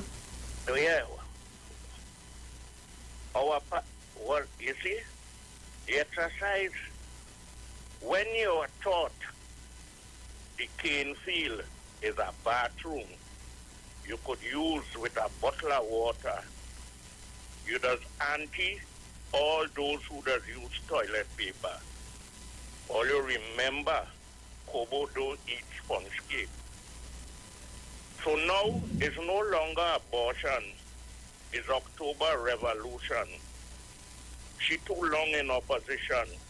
All you racism is worse than the pandemic. God. Give about a minute and 40 seconds again to go, Sharon. Anybody you? Yes, I have one here. Caller, Sogrim Trace, I think. Hello? Okay, the thought was Sogrim. Caller, good morning. Yes, good morning, Bruce and Sharon. Pleasant morning. Morning. To everybody. What we need to understand is this, and there's a fundamental difference with the PNM. No member of the PNM could ever have dared to offer himself or herself for election with that sort of behavior. There's no way that they would have seen the light of day. But the other parties, including Watson, they have absolutely no moral scruples. None at all. And we need to understand that. When they want to lump everybody together, tell them no. Oh no, not the PNM. Thank you very much. Thank you very much, caller. Bruce, we have how much more time we have? A few seconds. Okay. So Trinidad, Tobago, and the world by extension, listening again. So let me say good morning to all of you. we're going to a break. When we come back, I'm going to try to get Mrs. Jennifer Batiste Primus on the line for us to have a little discussion on some of these findings. Yeah, okay. She was the previous PSA president. So we'll try to get her and have some discussions. So don't shift your dial. We'll be right back.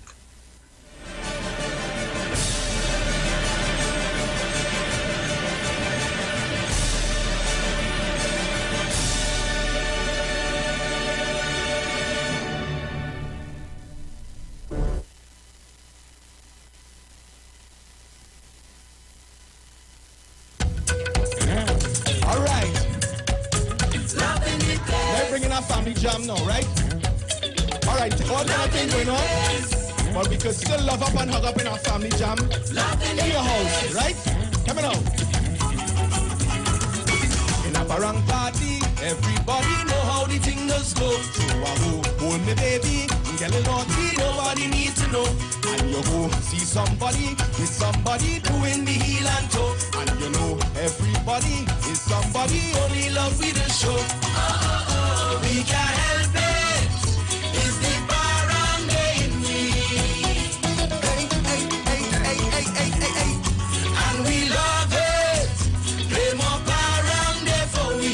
Easy thing now, right? All I want you to do is, I say I just wanna hug a band, love a band, y'all grab your man. Again, hug a band, love a band, hold your woman. Come now, hug a band, love a band, in the barang. Hug a band, love a band, family jam. We come in the thing, we come here to swing. Palacio to barrio, Tumbo fling, sip something, there is scenario. So come in the place and join us with all that you need to know. His love abundantly is the currency that you need to show. Oh, we can't help it. It's the barangay in me. Hey. And we love it. Play more barangay for me. What are you doing? I say I just wanna hug a band, love a band, y'all grab your man. Nothing in place. Hug a band, love a band, hold your woman. Nothing in place. Hug a band, love a band, in the barang. Nothing in place. Hug a band, love a band, family jam. No lacquer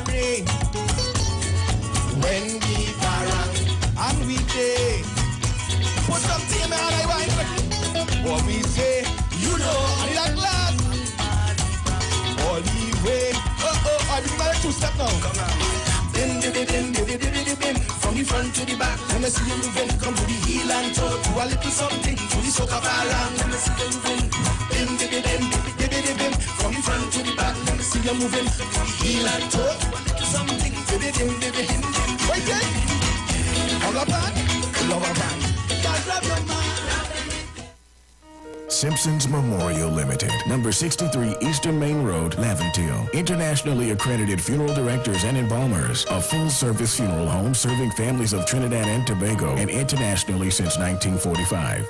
At Simpsons Memorial Limited, we serve with dignity in assisting families in honoring the memory of their loved ones. Our services include professional funeral and pre-planning, burials and cremation, custom-built and imported caskets, coffins and cremation trays, cemetery management, limousines, mourners cars, grief counseling, web streaming of funerals, fully air-conditioned chapel with live musical accompaniment, full global shipping and receiving of loved ones. We specialize in facial restorations. Call us anytime, day or night, at 623-8688. That number again is 623-8688. Simpsons Memorial Limited. Superior service, always with excellence. Take me to the king. I don't have much to bring. Looking for a safe and relaxed professional massage therapist and nutritionist? Look no further. Nature's Touch with Empress Judy and Associates offers a natural approach to better health. Treat yourself to a professional massage therapy and nutrition advice in a safe and relaxed atmosphere. Rejuvenate your body, mind, and soul at Nature's Touch Therapy. For an appointment, please call or WhatsApp 1-868-398-8282. or visit our Facebook page. Remember, your health is our responsibility at Nature's Touch. Welcome the Christmas holidays this year with quality and attractive furniture from Stylist Furniture Limited. 2 locations, 51 Rushwood Street, San Fernando, and 101 Crackness Village in Princestown. Select from a wide range of contemporary furniture to enhance your homes. Now open on Sundays from 10 a.m. to 2 p.m. Call today, 652-2542. Season's greetings to all our customers and friends from Stylist Furniture Limited. Stylist Furniture Limited. For this time in you. There's only one way to start your week right, and that's with Dr. Livette. Join him right here on your radio every Thursday morning at 9:10 a.m. for your dose of the health and wellness in a program that is sure to change your life. Popular for promoting Livette rather than diet, Dr. Livette has transformed a number of lives nationwide and is now live on the Street 919 FM every Thursday from 9:10 a.m. Tune in on Thursday and also learn about the U-Juice to build your immunities and promote overall great health. Dr. Livette on the Street 919 FM this and every Thursday from 9:10 a.m. It's time that you live. Hi, this is Nicole Huggins. Join me every Monday morning on the Street 919 FM from 9:05 a.m. to 9:55 a.m. Let's talk about lifestyle diseases that affects you today and how we can improve your health with healthy solutions. Call Health and Lifestyle with Nicole Huggins at 1-868-288-1108 or 1-868-275-8359. See you there.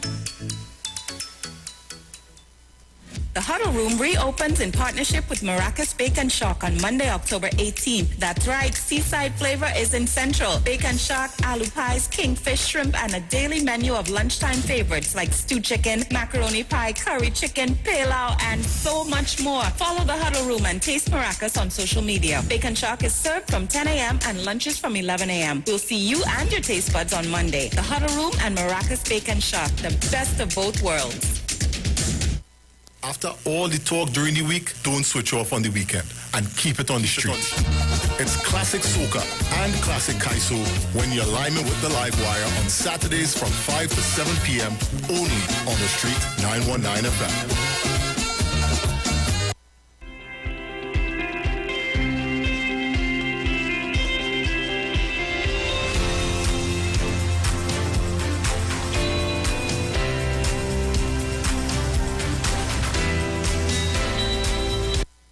What is Apex? It is the pinnacle of high-performance vision through a lens. It's clarity, no matter what angle you look at. It's comfort, no matter what you do all day, every day.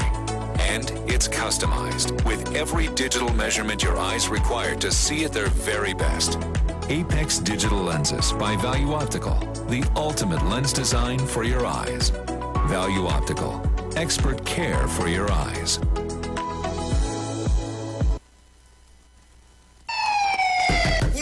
Good day. Officer Best Price here. Johnny Q Auto Parts Division? Yes, sir. I'm here to investigate an assault on batteries. Excuse me, sir? Is it true? You have batteries selling for $488? Yes. Power Master, Optima, Vata, and Megastar batteries. So I can buy a battery for $488? Yes, sir. For cars, trucks, and boats. Backed and distributed by Massey Automotive. Which part? Right here at Johnny Q Hardware and Auto Parts Division, 15 Arrowbita Avenue, Woodbrook. And our new Johnny Q Superstore, located at Lowlands Mall off Claude Noel Highway in Tobago. You could call 63 Tools. All right. Thanks, boss. Nah, man. Granny, do you have $488 to lend, man? Turn your lights down low and listen to the Master's Radio. The Church of the Firstborn Assembly of number 399 Eastern Main Road, Waiko Sangre Grande, is pleased to present Pastors Morris and Agnes Johnson and guest. Sundays, Tuesdays, and Friday night, Sunday ministry of worship, children hour and the word from 1 p.m. to 6 p.m. Tuesdays, see Jesus in every book of the Bible from Genesis to Revelation from 9 p.m. and Friday night 9 p.m. to 5 a.m. all night prayer for our nation. Tell your neighbors, tell your friends, tell everyone. For further information, visit with us at www.churchofthefirstbornassembly.org or on Facebook. Email us at church668hope@gmail.com or call us at 753-1113 or 236-7271. Your free gifts and offerings will be greatly appreciated at Church of the Firstborn Assembly, account number 795222 at the First Citizens Bank. Get in touch with God. Turn your radio on. This is the Street 919 FM COVID-19 updates. In case you missed it, the latest COVID positive cases in TNT as of October 24th, 2021 stands at new positive cases 244. Total active cases 4,656. Total recovered patients 49,380. Total positive cases for COVID-19 as of March 2020 to present 55,681. Follow the Ministry of Health COVID-19 protocols. Wear your mask, sanitize, social distance, and avoid gatherings. A message from the Street 919 FM. Share the live. Share the live. The Street 919 FM on Facebook and Instagram. Share the live. Iowa George on Instagram. Share the live. Iowa TV and Street TV on YouTube. Share the live. The Street 919 FM. Yo, this is your boy Ziggy Rankin, and right now you're listening to the Titans of Democracy. You don't know. Real talk. What? Hey. Let me go. Hey, it was Christmas morning. Man, I hearing and talking. Someone sat listening to hear what they were saying. And I couldn't take them on. And I opened up my door. Was my neighbor Mary, who living next to me. I say, girl, where you come here for? So welcome back. Close up my door. She said, man, like you. Just a bit of information for you. Refresh your memory. Welcome the Christmas holidays this year with quality and attractive furniture from Stylus Furniture Limited. Our two locations, number 51 Rushwood Street in San Fernando and 101 Cragnish Village in Princestown. Select from a wide range of contemporary furniture to enhance your homes. Now open on Sundays from 10 a.m. to 2 p.m. You can call at 652-2542. Season's greetings to all our customers and friends from Stylus Furniture Limited. Stylus Furniture Limited, for the style in you. There's something for everyone at Lowlands Mall Tobago, where you and your entire family can enjoy a safe and superior shopping experience. All of your favorite stores, service outlets, and of course food court outlets are now open and ready for your visit. The food court takeaway is available for you, and you can dine in with a valid vaccination card. All COVID-19 protocols continue to be in place for the safety of all visitors to the mall. And remember, no mask, no entry. Visit Tobago's #1 family destination today, Lowlands Mall Tobago, with comfortable air-conditioned shopping and lots of secure parking. Tell your friends and family, Lowlands Mall Tobago is open and ready for your visit. Value Optical wishes to advise the public that all 13 branches will now be open full-time to provide expert eye care services to you. All of our regular services are now available. For your safety, we continue to practice established health and safety protocols, and we recommend that you make an appointment for all testing services. Please call us at 225-4865 or toll-free 800-2020 for all inquiries on opening hours, eye testing availability, and how we can assist your eye care needs. Value Optical, caring for your eyes. But you know it's a man to me wood, and You know me what is good. For all your hardware, building materials, auto parts, small tool rentals, pets and pet supplies, gravel and sand, don't forget Power Master, Optima Vartan Megastar batteries starting from $488. And it's all at Johnny Q, number 15, Peter Avenue, Woodbrook, and our new Johnny Q Superstore in Lowlands Mall, Tobago, off the Claude Noel Highway. Just call 63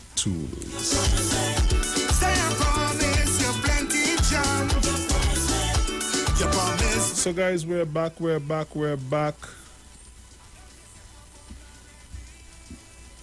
man. Okay, nice.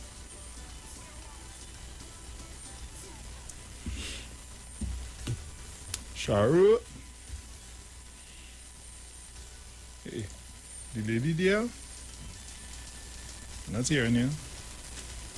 What's your phone? Just, Bruce? Okay. I don't realize. All right, just hold for me. Yeah, hold for me.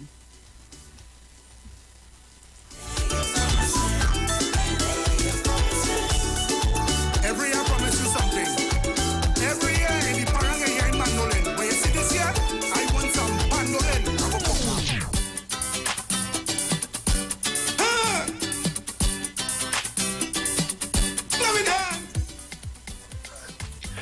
All right, so Bruce, we back? Mm-hmm. Yes, we are. Right, so Trinidad and Tobago, you're hearing me loud and clear. Mm-hmm. Right, so I have on the line Mrs. Jennifer Batiste Primus. I'm going to take her in right now. Yes, go ahead. Good morning, Mrs. Primus. Good morning, Sharon, and good morning, Trinidad. We're going to take care of my people of Wait, hold on, Jennifer. Hold on, just now. Right, let me hear you now. Yes, good morning, Sharon, and good morning, Trinidad and Tobago. In particular, my lovely, lovely brothers and sisters of Tobago. Mm-hmm. So, Mrs. Jennifer Batiste Primus, I woke up this morning to the reveals millions in deficit of the PSA audit. And I know that you listen to this program every morning. This is your cup of tea. So I am hoping that you would have heard me when I read the entire article of the deficit and how much monies and no accountability and so on. And Sharon? Yes, Mrs. Primus. I'm sorry, go ahead. Go ahead. And in doing so, we opened the lines to take calls, and we had a caller who would have called, two callers. As I continue to say, we already understand the man they call Watson Duke, but my issue this morning is what the audit revealed. The audit revealed millions in deficit, and I am hoping that you are quite aware of the article this morning in The Guardian. Yes, you mean in yesterday's Guardian, Sunday Guardian? Well, I think so. Yes, yesterday's Guardian. Yes. Yes, the audit reveals millions in deficit. Right. You want to give us a little bit of your comment on that? I certainly would like to do so, Sharon, and thank you for the opportunity to talk directly to the people of Trinidad and Tobago, and in particular the people of Tobago who are poised to go into an election at which Watson Duke will be contesting. But I'll get to that shortly, Sharon. Sharon, Trinidad and Tobago, this situation that exists in Tobago is just surreal. It is just surreal. How can one man destroy an entire union? Because, Sharon, that is what Watson Duke has done. He has destroyed the PSA financially and otherwise. Watson Duke assumed the presidency when I retired from the PSA. My team went up. My team contested the election and lost, so Watson Duke assigned the polls together. In November 2009. Between that time and now, Sharon, the information that I have, and no one has challenged it so far, and I have read it elsewhere, is that Watson Duke held one conference of delegates. Now, Sharon and Trinidad and Tobago, let me contextualize that. The Constitution of the PSA, Article 11 of the PSA states, the Conference of Delegates shall be the supreme authority. So that you have 3 layers. You have the supreme authority, that is the Conference of Delegates. Then you have the General Council, constitutionally the body for managing the affairs of the Union in between meeting of the conference, because the conference meets once a year. And then you have the Executive Committee, which is led by the President. The Executive Committee should sit down and develop a draft budget, takes it to the General Council. The General Council would massage it here and there, depending on the program of activities for the year that is coming up. The General Council would massage that document that is called a draft budget. And then that budget must be approved by the General Council. Once it is approved, it goes to the Conference of Delegates. The Conference of Delegates will then discuss it.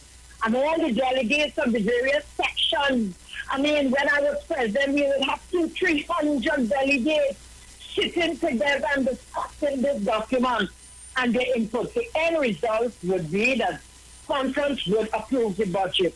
Once conference approves the budget, only then, there is authority to spend money in the union. But what has Washington done? Since 2012, 9 years, for 9 years, no conference. That goes beyond, Sharon, that goes beyond a breach of the Constitution. That is trampling and destroying the democracy, the very democracy, that plank upon which the members participate in running the affairs of the union. When I left the PSA, Sharon, I left a perfectly run organization.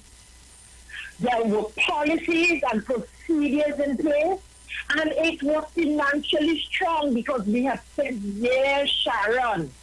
Yes, because when I took over the union was in the red, as it is now, because it is worse now.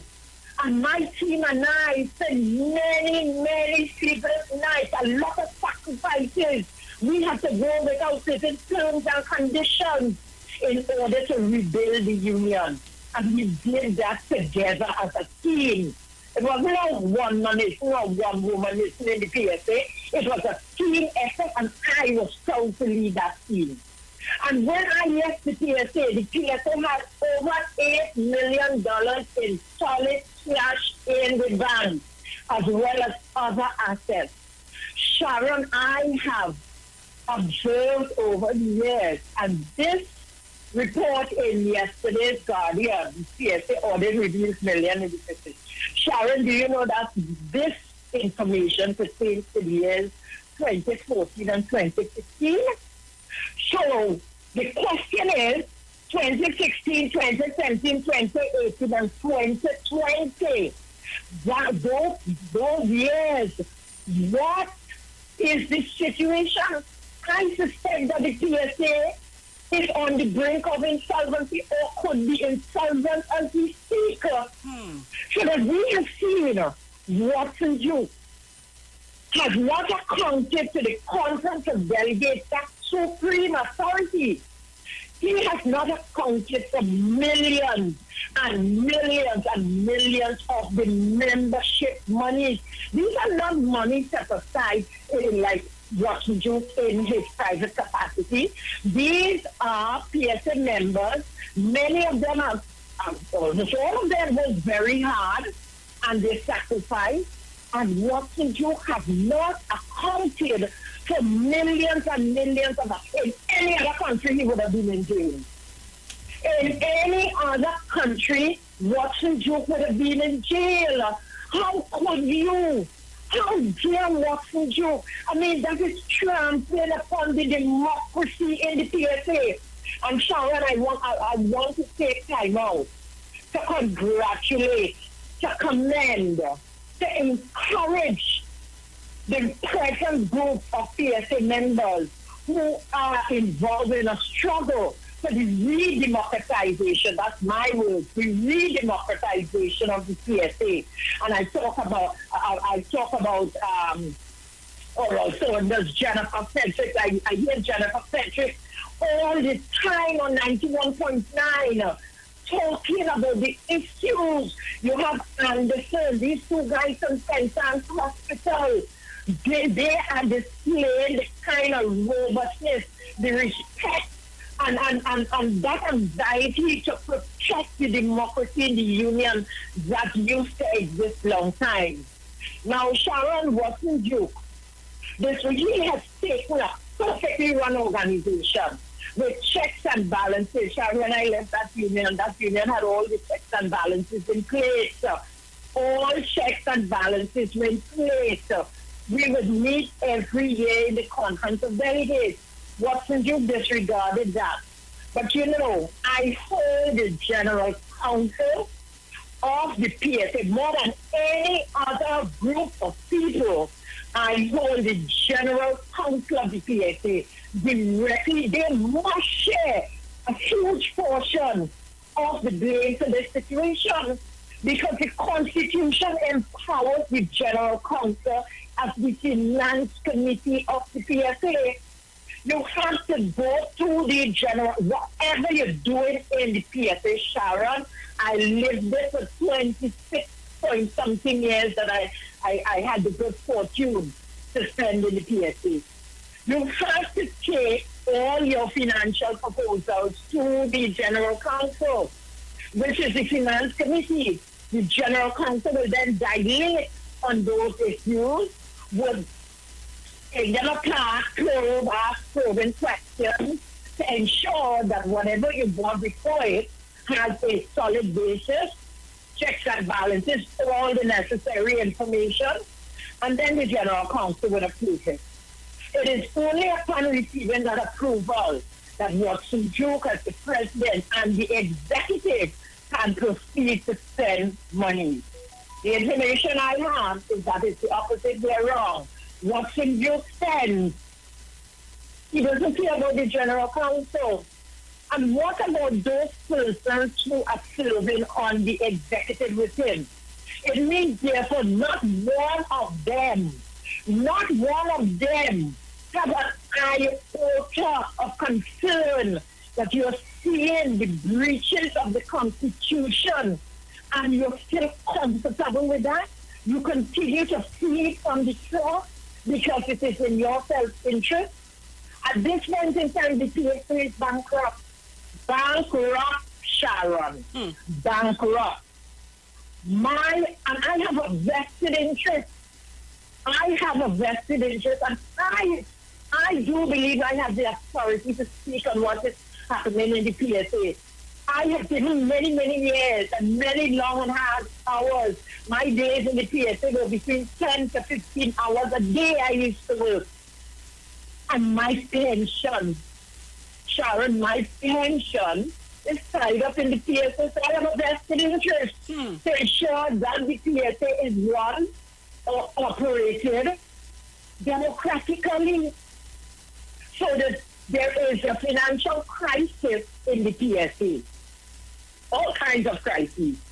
Watson Duke took a good functioning union and destroyed it. He destroyed it. And now Watson Duke is telling the people of Tobago, let me fix this. My fellow Tobagonians, please, the old people have a very wise saying. What you're seeing in the daylight, don't take cameras to look for it in the night. And I'm sure in Tobago plan you'll have a more exciting description that any one of you could send in and tell Sharon, so Sharon could share it with you and the rest of the listening public. Watson Duke is coming to you. I'm telling you, put him in office in the THA. Now he fixed it. Watson Duke cannot fix anything. He is a destroyer. He has destroyed the PSA. And if that is the PSA, and he has not accounted for millions and millions to Begonians, you think when those people have another saying, when dogs suck an egg, dog does suck? Not even when you put a hot egg in the dog's mouth, the dog does suck an egg. You now, Washington is telling you to open up the finances of the THA, billions of dollars. Billions. Could you imagine what he was doing there? Could you imagine what he was doing here? I appeal to the people of Tobago. Think carefully. Do not put Watson Duke into office. He's a destroyer. He's not a builder. He's not a builder. He builds nothing. He builds nothing. He destroys. You have the PSA as a prime example. Look at what he has done to the PSA. This is a man with criminal charges, as Jennifer Austin said, criminal charges. And he has been found guilty before the court. Why hasn't the General Counsel summoned a meeting to discuss and to suspend? As I speak to you now, Watson Duke should have been, as a matter of fact, they should have expelled Watson Duke from the TSA based on all the things he has done over the 9 years. He does not have the moral authority to continue to sit as president of the TSA. I call upon him to resign, to step down, and that brings me to the point where Watson Duke stated he informed the entire country he is going to retire, he's going to step down. And next thing you know, Watson Duke paid himself in excess of $500,000, in excess of $500,000, and does not retire. Sharon, the Constitution of the PSA makes provision for anyone to limit office. And once you are paid your benefit, as a matter of fact, the day on which you are leaving the organization, you should leave with your check in hand. Watson Duke paid himself in excess of $500,000, does not step down, and continues to serve. Where are the trustees of the organization? The trustees of the PSA, they have a grave role to fulfill. Where is the General Counsel? Where are the members of the PSA who are paying $100 a month? Where are you all? How could you sit silently and allow this debacle to continue? It cannot please serve the PSA. The PSA is an organization in excess of 70 years representing public officers. Now, Sharon, I also saw in this article where they said that PSA has 80,000 members. That is not correct information. When I left the PSA in 2009, the membership was around 17,000. Based on the financial documents that have reached me from the PSA, when I look at the income and I do the calculation, it would appear that the membership right now is between 10 and 11,000, give or take. So it means that over the period of years, more than 7,000 members would have dropped out of the PSA. And I dare say it could be more as we speak. We don't know. But one thing I'm sure about, Sharon, Watson Duke has brought the PSA to a state of insolvency. And it is indeed a sad day. It is indeed a very, very sad day. Mrs. Primus, I am so happy that you can talk with us this morning. Well, let me just ask you, I see the audit found that there were no current policies, procedures, or document to guide the operation of the organization. But listening to you, you said you left a proper running organization. So where did the so where did the policies, procedures, or document to guide the operation of the organization That's a good question that should be asked to Watson. You feel that clearly he has disregarded it, thrown them out of the window. He probably saw them up at how Kamala threw up the guidelines in the Parliament on Friday.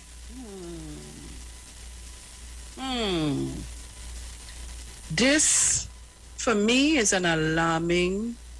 I shouldn't say an alarming. It's an explosion waiting to happen in our faces. And according to you, this has nothing to do with you wanting to it has nothing to do with no election, because we have been speaking about this for a very, very, very, very long time. All that is placed in this report here has been discussed on this very said station, on this very said program. Correct. All of this has been discussed, and we continue to hear persons talking about three-quarters of the issues.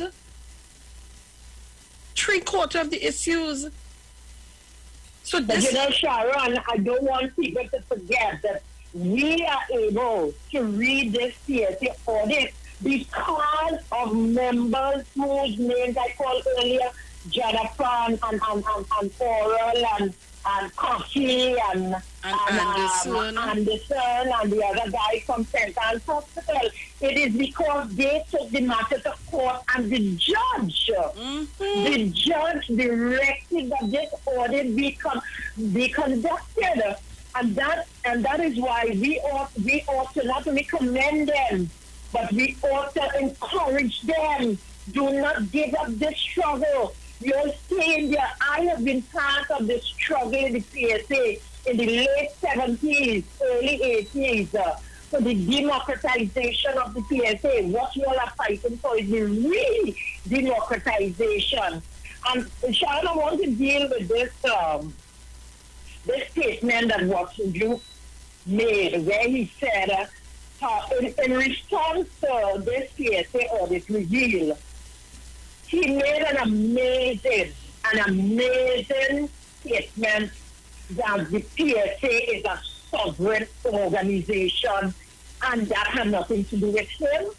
Sharon, Trinidad and Tobago, please do not allow Watson Duke to envelop you all with his foolishness and his bid to duck under the radar and to remove himself. The buck starts with Watson Duke. The person who occupies the position of president leads the organization. The president's responsibility is to ensure all the officers in the organization carry out their various responsibilities in accordance with the Constitution. He is the one who is doing all the spending. The article even talks about the frequency of reimbursement to the president. Now, why should that be so? If you have to procure materials, there is a procedure that you follow. You as president, you don't drill down. You don't drill down to that level where you are engaged in procurement. There is a procedure, at least I like a clear procedure in place. So Watson, you cannot come and talk about sovereign organization. That is utter nonsense. What does he mean by that? That the PSA is a sovereign organization. The bottom line is Watson Duke has spent millions and millions of the members' money, and he has not accounted for it, and he must be held accountable. He must be held accountable. He must be called upon to account for all these millions of dollars. I cannot see how, in a democracy as ours, Watson Duke continue to ride freely out there. He should be in jail, sitting down and repenting for all the wrong things he has done in the PSA over the last couple of years. So don't allow him to fool you about this utter nonsense dotishness about sovereign organization. The organization operates against a constitution that required him as president to ensure that a conference of delegates is held every year before the end of March, that a budget is placed before the conference, or is it financial statements for the previous year is put before the conference, and a plan of action, how are you going to run the PSA for the upcoming year? Those are the documents, as well as reports from every single officer to the conference. He has not accounted. He's a law unto him himself. I mean, what absolute craziness is this? A modicum of organizational propriety must be reintroduced to the halls of the PSA, and that means Watson Joe must go. He must go, he must account, and he must pay the ultimate by leaving the PSA and allowing people who have the best interest of the PSA at heart to go in there to clean up. And more than anything else, at this point in time, Sharon, the PSA is like a critically ill patient, required urgent surgery if the PSA is to survive. Boy. Well, Mrs. Primus, I want to thank you so much for taking our calls. And you touched on every point that I would have wanted to ask you a question. You just flowed this morning. And I'm so happy for that. Thank you, Kylie. My heart is still, Sharon. I am in pain for the PSA. I am in pain for the PSA. I want to thank you for the opportunity. You're welcome. Okay, have a good day. And to Begonians, be careful. That's a wolf in sheep clothing. Be careful. You know what you have. Don't change horses in midstream. Thank you, Sharon. Thank you very much, Mrs. Primus. Oh, Lord, Trinidad and Tobago, I tell you.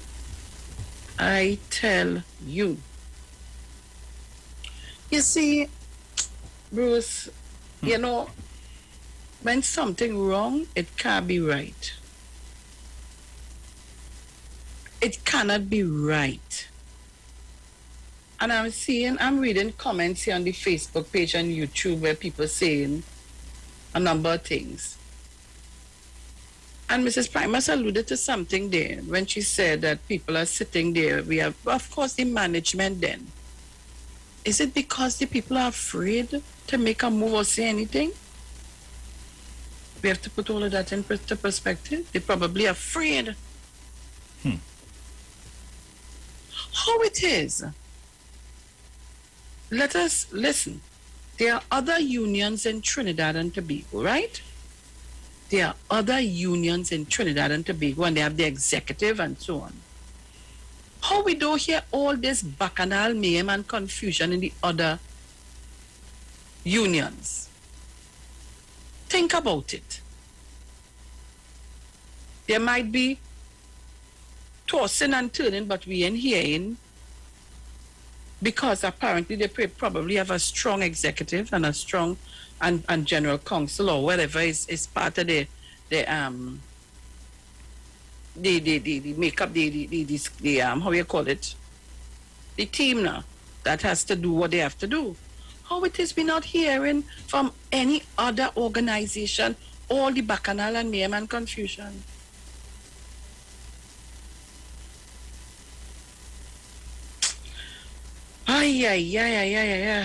PSA carries the largest member base for unions. Huh? PSA carries the largest member base for unions.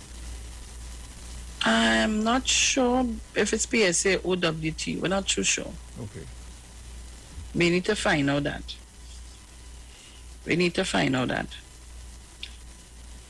So, guys, it's 8:37 a.m. We got a whole lot of information.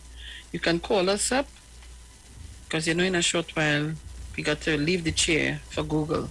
So call us up quickly on 307-0930 475-7426. Also 342-0081 and 466-5391. You have any by you? No, nothing yet. Okay. Neither here.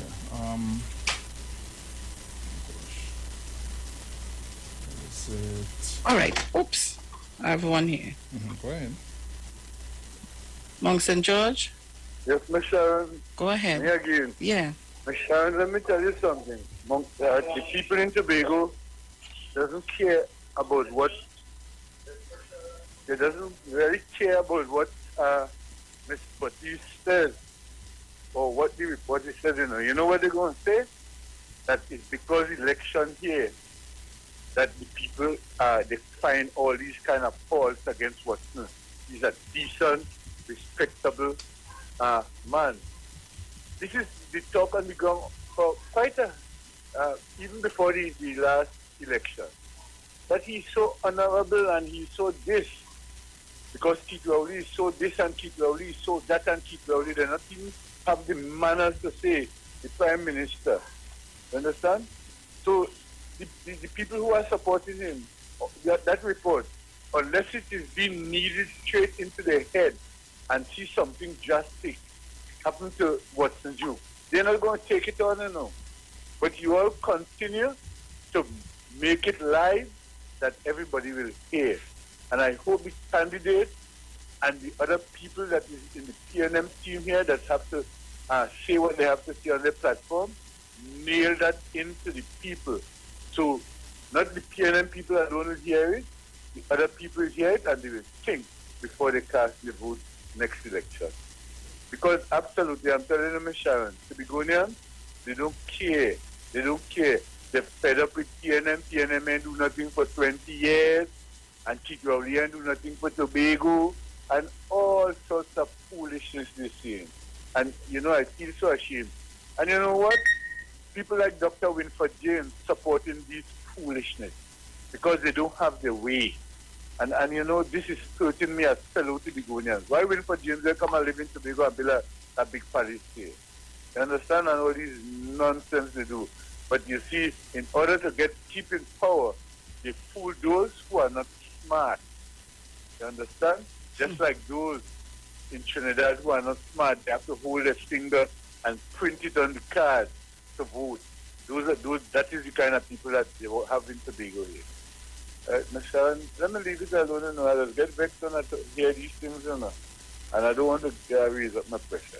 And I told Uncle Bruce last week that I took my vaccine, and the next one is due. The second dose is due on the 2nd of November. And I'm going and take it, and if they have a third one and a fourth one, I'm going and take it. Who don't want to take it, I dare me. Yeah. Okay, Thank my you so darling. So kindly. be blessed until I hear you again. Thank you, my dear. Good. Somebody saying yes, PSA is the largest union. Yeah? But Trinidad and Tobago, it's 8:41 and we're getting ready to wrap up in a short while. Mr. Chancey Wancy. Yes, good morning, darling. I want to thank our former president of the PSC, right? Yeah, I already thank her. But I want to draw to the people's attention. I got up a little late, so I didn't hear when he read it. And I want to underscore what the auditor said, And like Ms. Primer said, I want to compliment those who have been in this struggle. We can show that we get this report. And I want to underscore what they said. I want to listen carefully, This is not Ms. Primer talking. This is not Sharon Felix talking. This is not the ordinary citizens out here talking. These are the auditors who examine the books and giving us a report. So it is factual. The association is in financial distress and may default on its obligation to creditors. You know what that means? That means they will not be able to pay the people they owe. Right? And may default on its obligation to creditors and possibly lead to bankruptcy. Didn't Ms. Crimers not say that? Just a while ago said it. No. The people who say this now are the auditors, These are trained professionals to analyze and evaluate this matter. And they are saying that it possibly lead to bankruptcy. But here the other part that caught my attention. And it said losses were a threat to the union's future. You hear that? the losses they have incurred is a threat to the union future, meaning that if those persons who are owed money decide to recover all of that, there'll be no union. All the buildings, all the assets of the union will now be confiscated. And the history, the 70-year history of this union will go under. That is my ordinary interpretation of that. And I just want to say quickly, I heard a caller talk about government deficit and say it's the same thing. So it can't be the same thing. Here are the things that a government, not only this government, but a government all over the world do. They build infrastructure. They pay salaries and grants and pensions. They give you all these pensions. Is Duke giving anybody those things? Does Duke have foreign missions abroad? Does Duke have the capital expenditure to put out and the recurrent expenditure to put out like a government? The word is the same thing, but it's a different context. The word deficit is the same thing, but it's a different context that you're in. So it's a difference in terms of the context. You can't put the context of a government deficit with what is happening in Duke, because Duke does not have the outlay or the type of expenditure and the type of capital projects that a government will put in place. I want to thank Ms. Primus for explanation, and I want to say to the people of Tobago, what you could see in the day, don't take bull defeat to see in the night. Thank you very much. Thank you very much, Mr. Chance. And bully fee, no longer I hear that word, bully fee. And I have Massachusetts on the next side, bully fee. Massachusetts asked me if, what is the importance of filing audit annual financial reports? Massachusetts.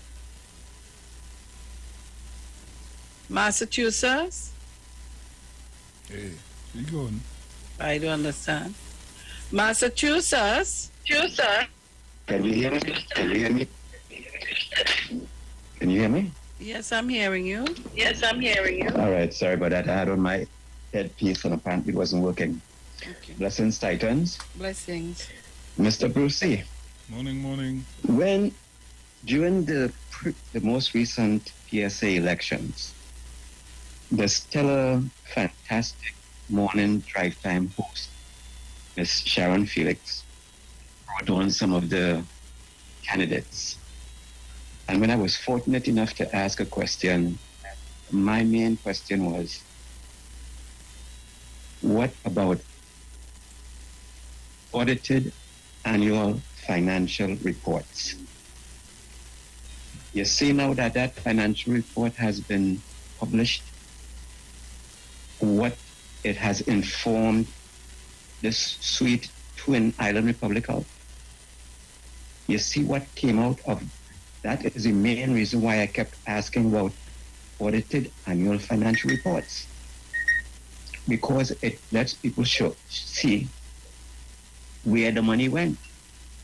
And if the money can't be accounted for, then the person in charge of those finances will be held accountable, could be arrested, prosecuted, and based on the evidence, could be convicted and serve jail or prison time.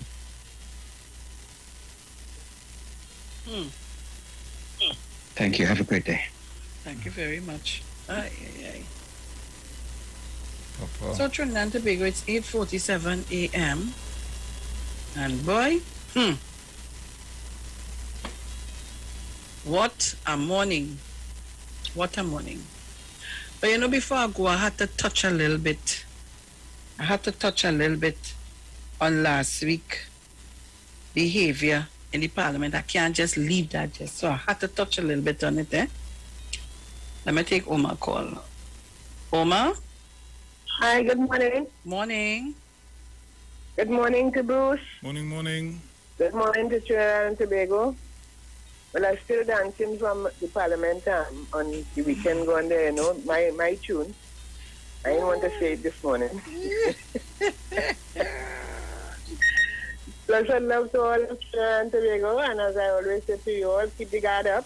Now is the time to be much more wise and watchful. Take care of the children. and the Safe on the Nation's Black app. Hold on, please. Mm-hmm. Morning, Miss Sharon. Morning, Mr. Oga. And how are you, girl? A day, boy. Getting younger and younger. Yeah, man. You're right. Seen you. Looking good. Eating, young juice. Nah, you're using forever young and never go old. I like that one. Yeah, that don't change it. Come like a sin. Yeah, just called to say good morning to Bruce. Morning. Morning to Tobago. Morning to Shack Lady. Morning to Red Jersey. What about her? Red Jersey, right there. She can't get in. Red Jersey. Bring she out, man. The show I want to hear she, man. All right. And Mora. Mora, like she does can. Mora only sending me love notes. Mora, like she does can. Mora only sending me love notes, and let's get it in the morning and the night. I like the laugh too bad. She does send me. A special laugh, exciting laugh. Oh, Lord. All right, I don't want to be long, so y'all be good to yourself and walk good. All right, go on. Okay, good. Sharon, so, guys, before... Yeah? Let me say happy birthday to Miss Elma King, celebrating her birthday today. Well, long lost friend, she called me the other day. We couldn't get to talk. Good morning to Elma. Happy birthday to you. And Solfish Auntie wanted to send a happy. You should have just take the information. Oh God, only when you see the thing hot. We had to structure this thing and leave a place to send the little greetings in the morning. When you see I in my hotness, I want to water pass and out my fire. So Trinidad and Tobago, listen to this now. I want you to play what I send you. Before we leave, we just have a couple minutes. Listen to the lady. She said black, then she said blank. I wonder what she's going to say this time. Just listen to this. Let's get only a little teaser and we're getting ready to leave. But boy, we in trouble in this country. What would have happened to us if the UNC was in the office, boy? Jesus Christ. With this pandemic? Jesus and ages. Crack or smoke pipe. I tell you, Papa, you. Listen. The whole front bench, Stuart Young and Rawi and all these Raraban all these people. Moved them from the front bench, and what did they do? Supplanted them in the seats, in the seat. The front bench, Stuart Young and Rawi and all these Raraban all these people. Moved them from the front bench, and what did they do? Supplanted them in the... Removed the whole front bench, Stuart Young and Rawi and all these Raraban all these people. Yeah, sorry. Yeah, no damn sorry. That is one don't know sorry, that is what you meant to say. Just like the black become blank and all kind of thing. The countdown has just begun. It automatically comes out, And especially if you see the spirits hit you. Man, you're talking whole day and whole night, you didn't even know what you're saying. So Trinidad and Tobago, it's 8:51 or 8:52 by Bruce. 52. I am always like a minute behind. Countdown going on. Right. Yeah. So the word for today is divine order. And I want to thank everyone for getting up this morning to listen and to be part of your contribution, your comments. And so I want to thank Mrs. Jennifer Patis Primas for, joining in with us on the conversation. And I saw a text came in because we asked, and it is maybe the large NUGFW, maybe the largest union at this time. And I was told to remember OWTU lost thousands of members from Petrotrin. All right? So divine order shows me the presence of God. Do you need me? I am here. These words written by Unity poet James Dillett Freeman remind me that the presence of God is within and around me every moment. Bringing order and peace to my world, I open my mind and heart to this divine energy and become more mindful of its activity. I discover the order of nature in the changing of the seasons. The glory of the three leaves in transition and cyclic ocean tides. I find intricate order in the masterful work of my body as it functions to keep me healthy. I'm grateful for the constant presence of order if I ever need a reminder of it. I simply turn within and recall the words, I am there. In all ways, I am blessed by the magnificence of divine order. See, I am the Lord, the God of all flesh. Is anything too hard for me? Jeremiah 32:27. Trinidad and Tobago, let me tell you, it was a privilege and an honor for me to be on the program this morning. We must continue to thank God for all that He is doing and continue to do for us. We must continue to remember that. And I pray, God, that many more persons will understand the importance of following the protocol. Wash your hands, wear your mask, watch your distance. And there's a reason for it. And people, please continue to go and get vaccinated. Please. Please, please, please. And it continues to tell you, don't because you feel you got vaccinated, you could go willy-nilly and do all kind of... You still have to practice the protocols. You still have to do it. Keep safe. And keep safe. Because they continue to tell us, as a fully vaccinated person, if you may come by the virus, it may not give you all the harsh symptoms. You may not end up in the hospital. And you may not know that you have it. And you may spread it to persons who are not vaccinated, who might get it severe or may not. So I'm just asking persons to think about it. Think about it. I've been able to convince so many people, and I thank God for that. And they went and got their 2 shots, even their 1 shot, and they're good to go. So to people, let's practice, let's try to be safe, let's try to beat this virus. And remember, as I always say it, we continue to see it. God getting vexed and angry with us. Because some of us moving away. Too far from Him. Be careful. Think of what you're doing. This is where we have to end it for today. Talk to you on Wednesday, please God. Tomorrow is Dominic's turn. And stay tuned. Don't shift your dial. Stay locked on for Google. And something telling me coming hot as usual. We're gone. Ciao.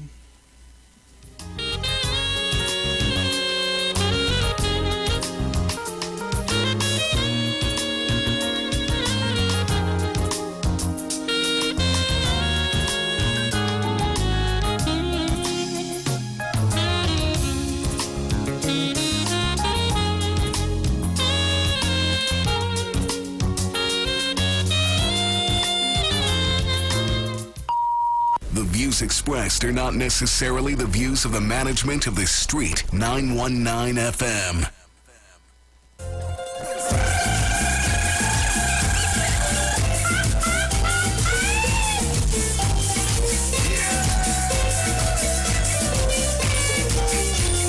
Darling, look, it's Christmas, a special time of year. Hey, jingle and your loving is all I want to share. I don't want you like money, I don't need your fancy tear. The only thing I'm missing is my husband to love you. Cause the days are getting shorter, but the nights are feeling colder. All the gifts that you be trees, they don't mean nothing to me. Give me love, give me love, give me love.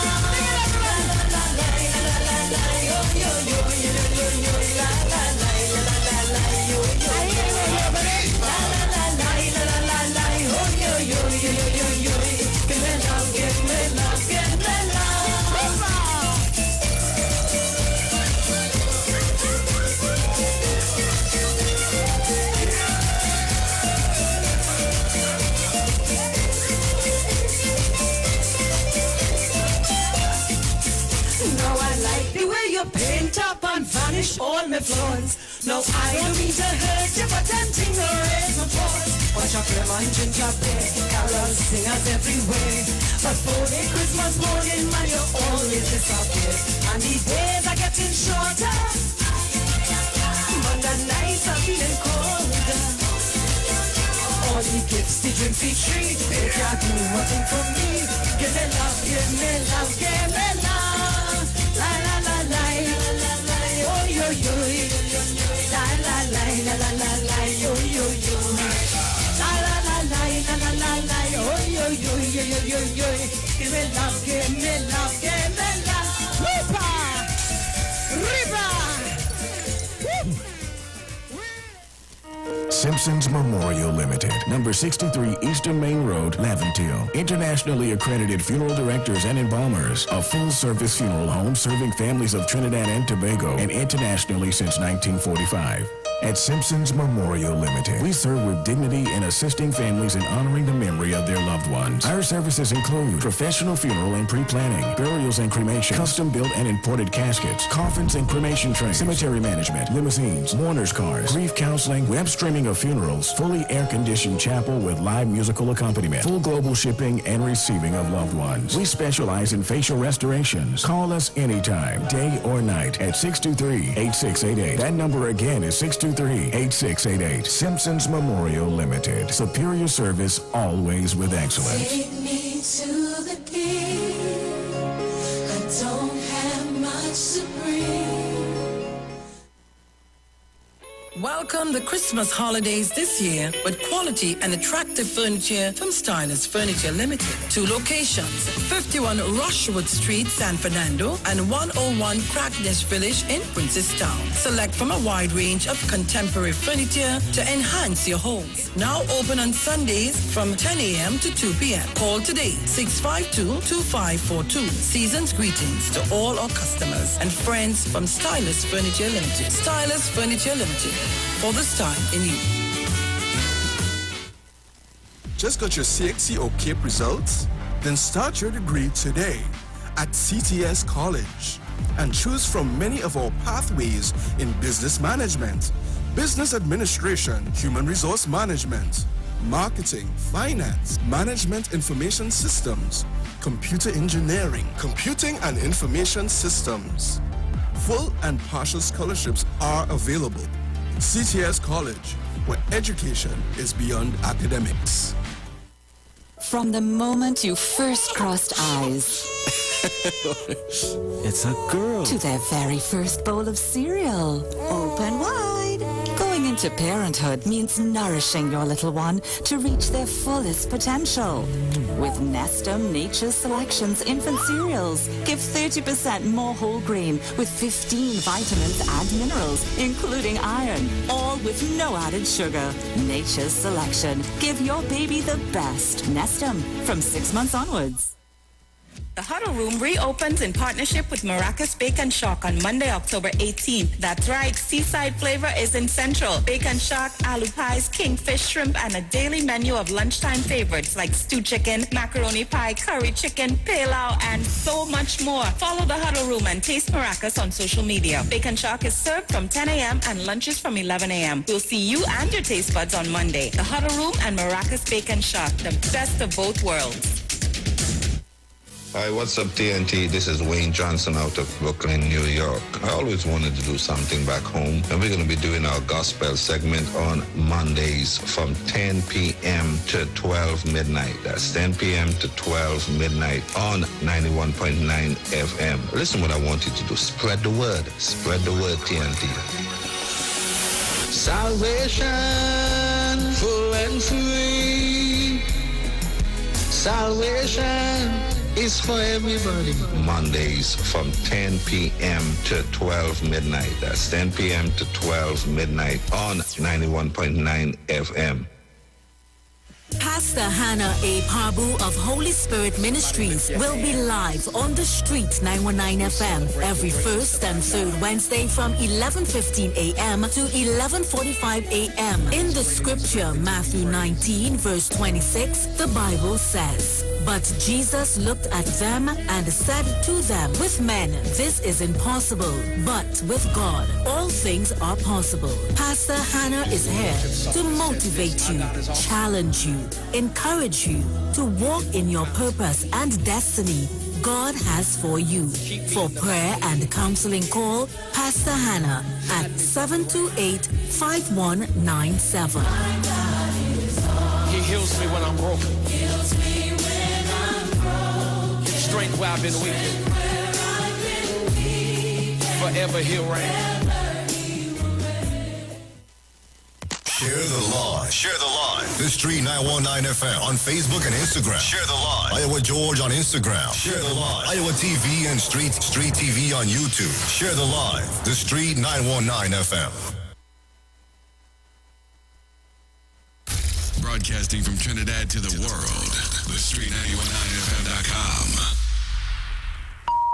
The views expressed are not necessarily the views of the management of the Street 919 FM. Hi, this is Nicole Huggins. Join me every Monday morning on the Street 919 FM from 9:05 a.m. to 9:55 a.m.